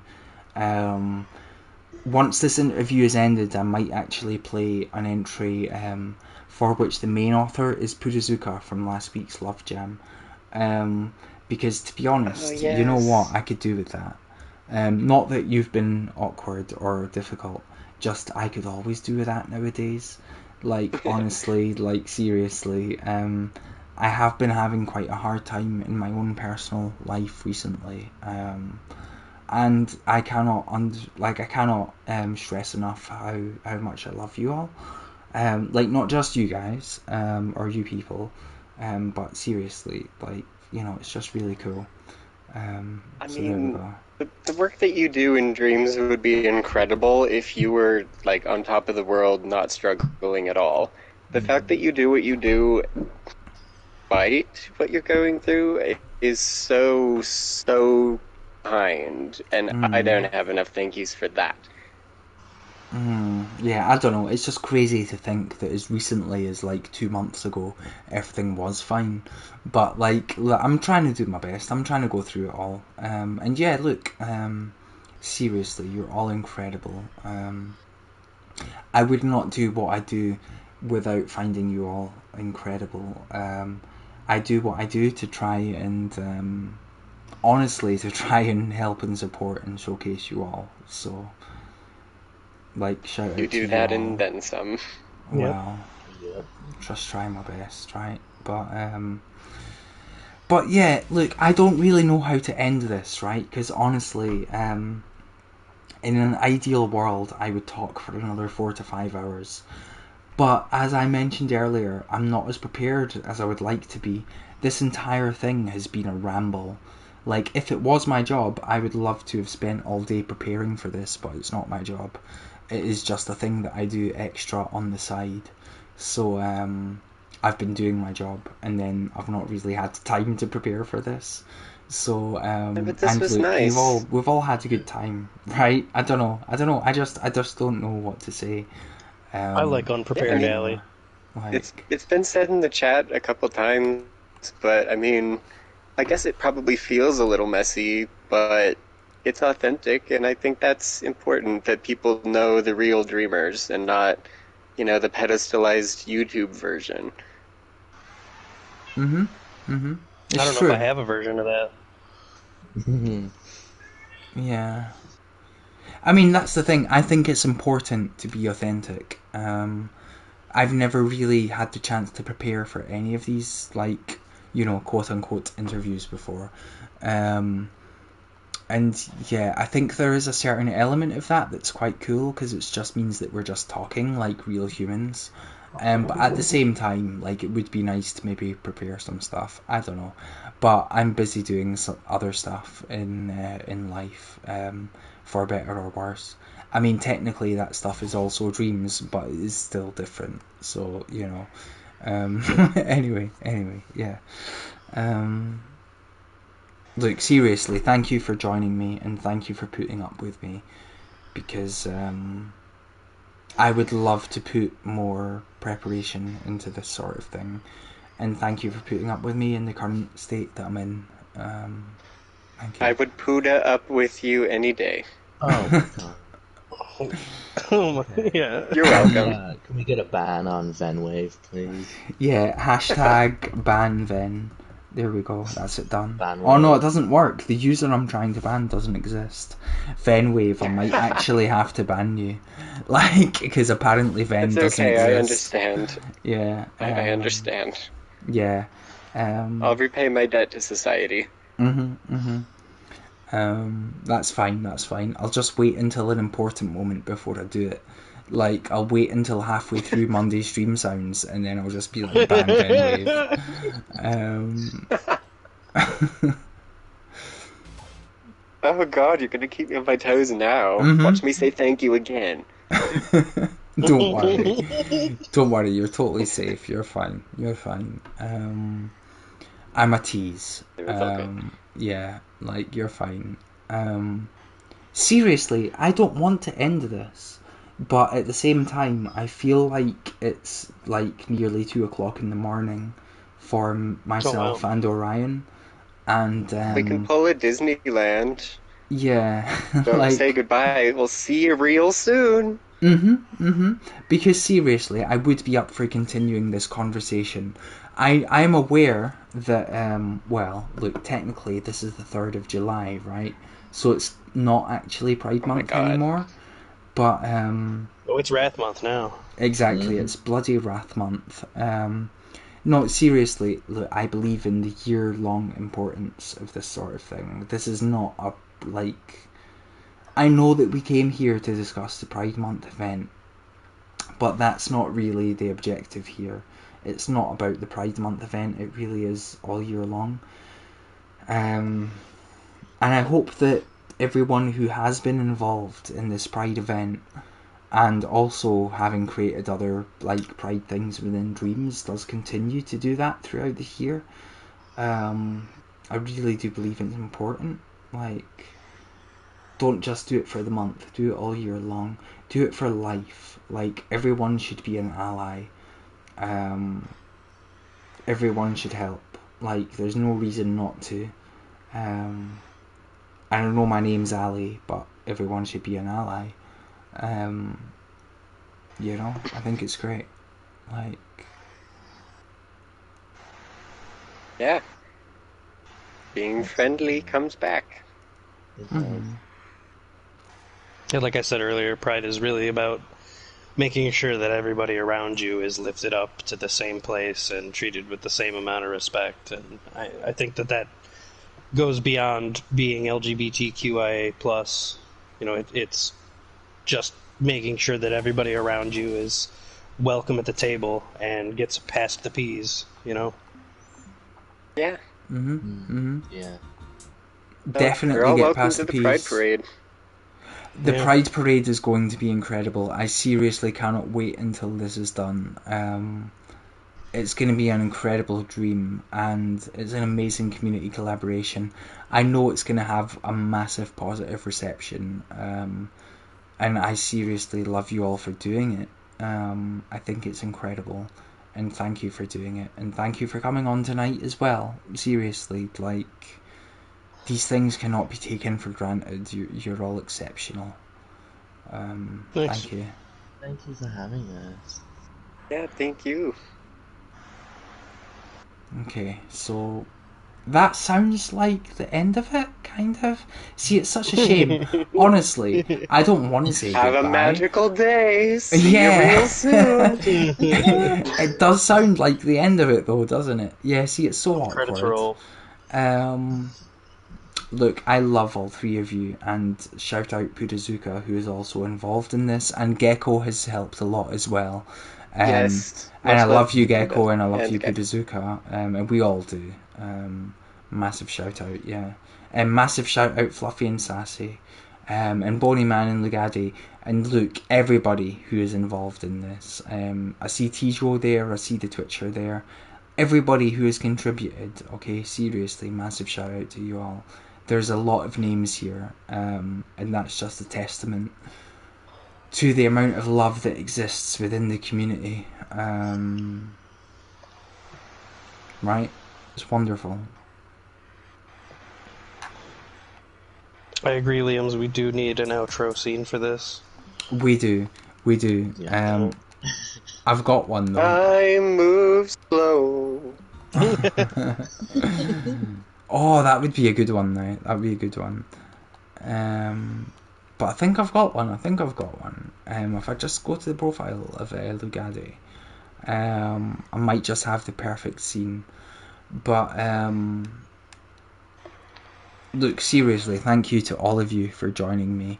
I'm probably going to raid Kataya just as soon as this interview ends, because I believe that Kataya is probably streaming, right? I've not looked, but I believe it is his time. Yes. Yeah. I mean, I believe it's his time. Seriously, thank you all for joining me. Thanks for having us. Yeah, thanks for having us. It was fun. Thank you, Ali, and for everybody in chat.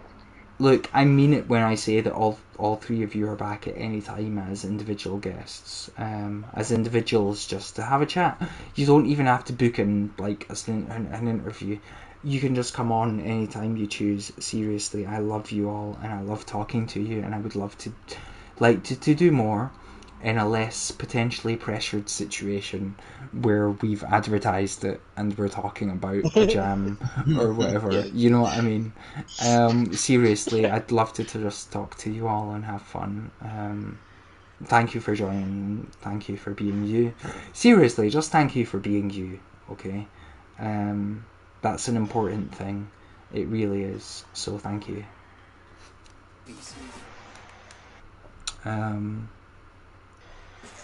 Thank you for being you too. Well, hey, come on now. But look, I am just about to play the Hulk Dance Off by Lugadi. So like, and then after I play this, I'm gonna raise guitar. Okay. So look, right.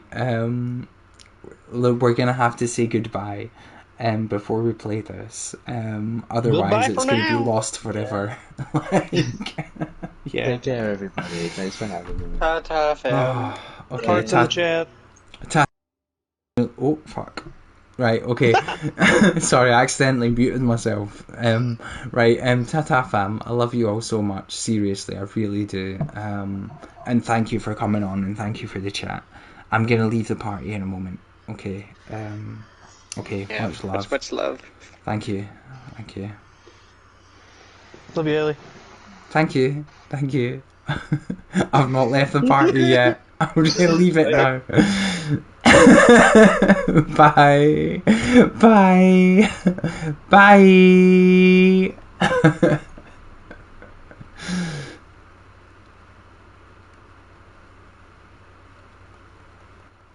Okay, there we go, everybody. There we go. I've left the chat, okay? I've literally left the chat. Hey, look, shout out to Venwave, because they were technically the first person to leave. Just before I left it, Venwave left it. Shout out to Venwave, because they were the first to leave. Now, I'm just going to play this, then I'm going to raid Kataya, and I'm going to go to bed. Look, seriously, thank you everyone for joining. We had some quite good numbers in the chat tonight. We also had some quite influential people. So seriously, like, shout out to everybody who has been involved. Shout out to Venwave, shout out to Ryan Valentine. Shout out to ImpotantMink. Thank you for joining me, seriously. And it has been an absolute pleasure that you have all been involved in the Dream Sounds thing. I cannot explain that enough. But seriously, I love you all, and thank you for putting together the Pride event. I think it's really cool. Now, explicit language warning, we are about to watch a fun thing from Lugadi. But trust me, it's a lot of fun. And then we're going to read Kataya. And I am going to hang around for possibly 15 minutes to 4 hours, just depending on what happens. But it's probably only going to be about 15 minutes, let's face it. But yeah, look, let's play this, then let's raid Kataya. Okay, much love. And seriously, thank you everybody. Seriously. I cannot explain it. Like, you are all incredible. You are the Dreams community, and you're fantastic. And like, no one's still going to be awake at this time apart from me, because let's face it, I am the biggest fanboy / hard worker.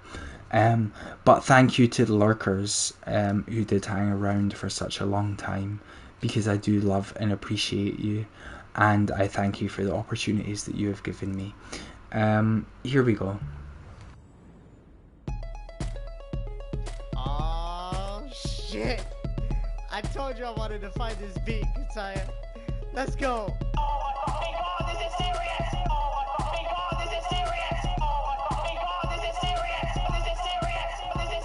See, we found this song in the jam. We out there voted because we don't give a damn. Who would've thought it would be so fun to see this dance? As soon as I saw it, you know I became a fan. You see, Mr. Fool was confused on what to choose, so he would use everything he knew in his heart to be true and gave it an upvote. Hey yo, that's what's up, bo. But uh-oh, Kataya was feeling so cutthroat. Mr. Fool was in trouble. He didn't agree that it's fit with the theme, cause this ain't symmetry. But once you add me to go along with the beat, you'll be beginning to see. But instead, you wanted to be like, this is serious. This is serious.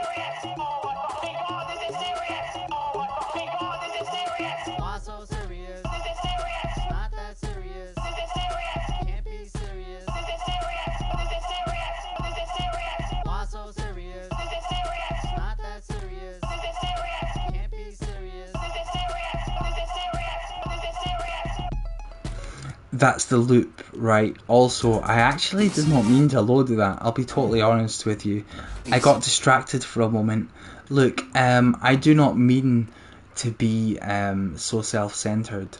Genuinely, I do not mean to be so self-centered. But I am going to play the love song that was made for me last week, okay? Okay, seriously, like, massive shout out Purazuka, and everybody who collaborated on it. And I did not expect it, and I am like, I have literally listened to it about like 10 times since Monday, and every single time that I've listened to it, it's made me cry. Sorry, I keep leaning towards my controller and then I forget that my controller is not my microphone. I've got a decent microphone now. It's a Snowball and it's alright, but I keep accidentally leaning towards my controller instead of my actual microphone. Also, I keep forgetting that I've got a microphone. I also keep forgetting that there's certain collections that I'm just accidentally not supposed to show on air. What collection am I looking for? Let's just type in love. Right, okay. Confidential collections. Just forget the confidential collections, right? Here we go. Right, look, this is called Thank You Ali. This is by Putazuka and 11 others. seriously, like, seriously, let's just fucking go for it, alright? After this, I'm gonna raid Kataya, I promise. Thank you, okay? It's called Thank You, Ali, but thank you everybody who was involved. Even the people who were not involved, who have been a part of the whole experience. You don't have to be involved to have been a part of this, if that makes sense. I mean, you don't have to have been a part of this to have been involved, okay? I'm just giving a specific shout out to people such as Belle Iris, who I know were not involved, okay? Anyway, okay, here we go. Ali, thanks for everything you do. Thanks for creating the Monday Crew.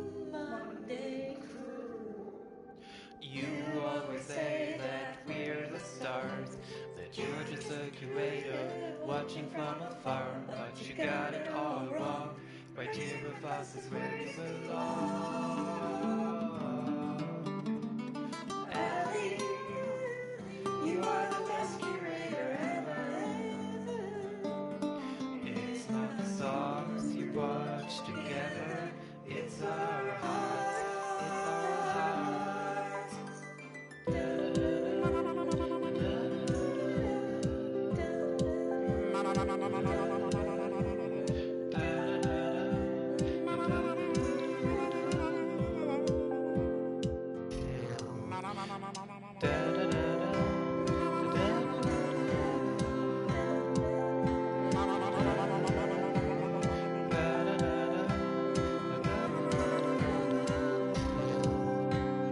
Guess who got MM picked? Ali,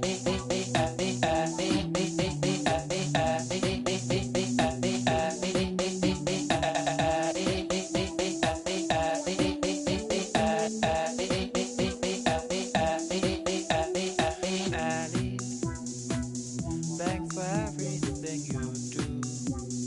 Hold tight. Thanks for creating the Monday Crew. Hold tight. The Monday Crew.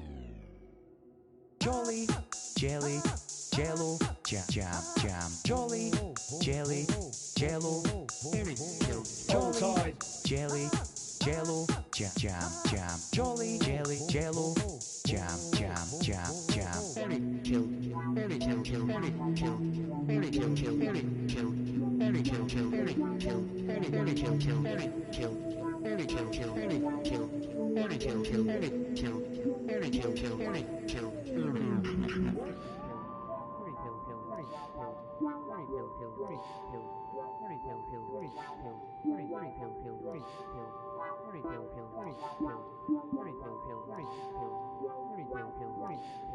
Monday Crew. Biggest G in the crew, it's a star, what you gonna do? Biggest G in the crew, it's a star, what you gonna do? Monday Crew. Thanks for everything you do. Thanks for creating the Monday Crew. The Monday. Mr. All-Star is the best. Monday Crew and all the rest. No one else who can contest.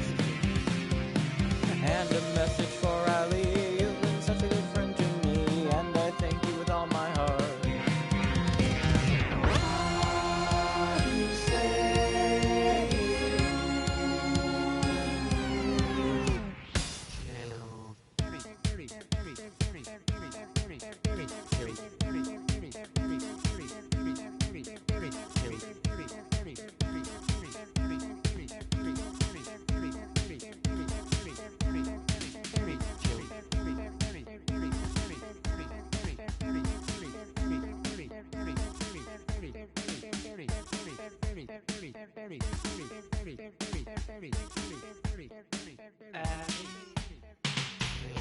Monday Crew, old side.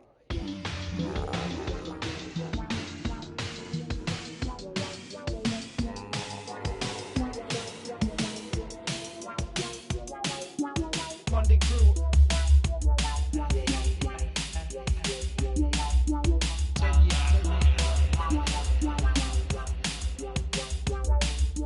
Big shout out to the 10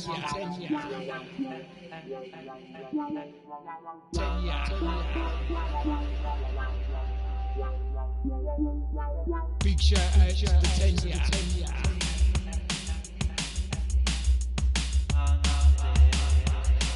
And now for something completely different.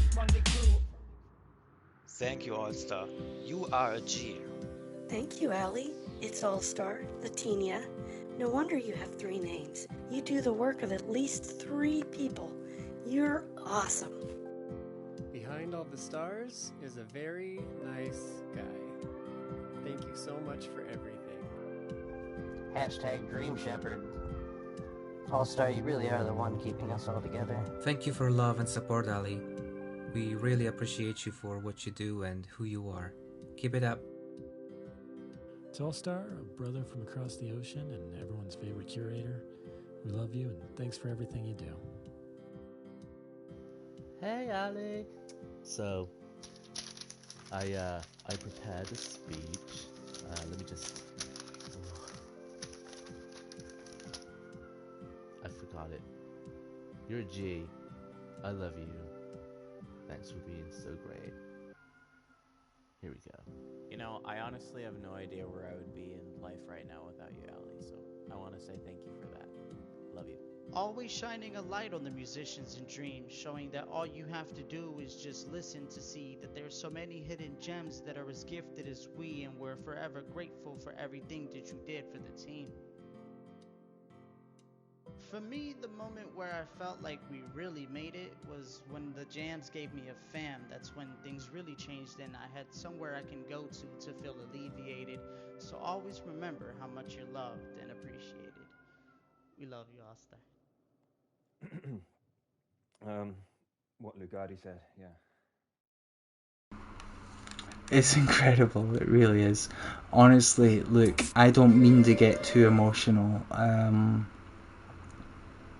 Tonight is about the Pride event. Tonight is about Orion, Valentine, Venwave, ImpotantMink and Pudazuka. And I know that Gecko has helped them out a lot as well, so shout out Gecko. Sorry, I was just talking into my controller, and then I realised my controller is not actually my microphone, because I've got a snowball now, so I'm now leading into the snowball a little bit. Hey, look, let's raid Kataya. I'm gonna type /raid Kataya, and let's just bloody see what happens, alright? Hey, what do you know, right? What do you know? I typed /raid Kataya, and it's raiding Kataya. What do you know? What are the chances? Hey, look, we're gonna raid Kataya in a moment or two, and give them much love, and give them much dabs. But seriously, like, seriously, much love to everybody, okay, whatever side of the spectrum you are on, in terms of any walk of life. Like, we are all humans, and genuinely, I love you all. We're all incredible, just humans, and I hope that you all love each other. That's the whole point of this stream. Like, a lot of people say that sometimes the stream... I'm not going to cancel the raid, right? Don't worry, we're going to raid Kanaya in a moment. I'm just cancelling it because I want to talk for a second longer. But, there we go. Oh, excuse me. I do apologise for burping. That's just what happens. Hashtag burp. But, like, the point is, right? Like, we're all just humans, okay? And seriously, like, I'd be nothing, and, you know, we'd probably all be nothing, without the love and support of each other. I'll be honest with you, right? See, when I cancelled that raid, and I was thinking, like, I'm just going to delay it for 30 seconds or so. I've actually forgotten what I was going to say. I had something in mind that I was going to say, and then I actually, like forgot it in the time between cancelling the raid and planning to say it.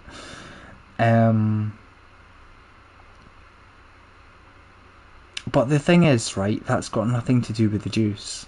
Like, that's, like, obviously tonight has been a stream, particularly about the Pride Parade, and stuff, and that's incredibly important, and it's incredibly vital. But I think a big part of the reason that I just forgot what I was about to say is because, like, I am actually autistic. So as much as we are all about pride, like, let's just generally be about, like, inclusivity for anyone of anything. You know what I mean? I think it's important just to be inclusive. Okay, it's not just about pride. It's just about everything. However, look, I do have this collection here called Playlist LGBTQ Awareness, and it is my plan to launch this playlist at a point of the year in which it is not Pride Month, okay? Because I do believe it's important to state that Pride is for life and not just for a month, okay? It's important for life, okay? So it's going to come out at a point in time which is not Pride Month, because we're going to prove a motherfucking point, which is that Pride is for life, motherfuckers, alright? Anyway, excuse my language. Let's raid Kataya. Here we go, okay? Seriously, much love to you all, okay? And when we do launch this at a point in time which is not Pride Month, remember that it's not Pride Month, and let's fucking get it out there that Pride is all year round, okay? Pride really is all year round. So, you know, seriously, Pride is all year round, motherfuckers. Here we go. Let's raid Kataya. Excuse my language. You know I'm just joking, right? About the swearing. The other stuff I'm not joking about. I'm just swearing to be funny. Please forgive me. Right. Here we go. Okay. Right. Let's do it. Let's raid Kataya. Here we go. Thank you, everybody. Thank you. Peace and love. Okay. Have a nice evening. Take care. Here we go.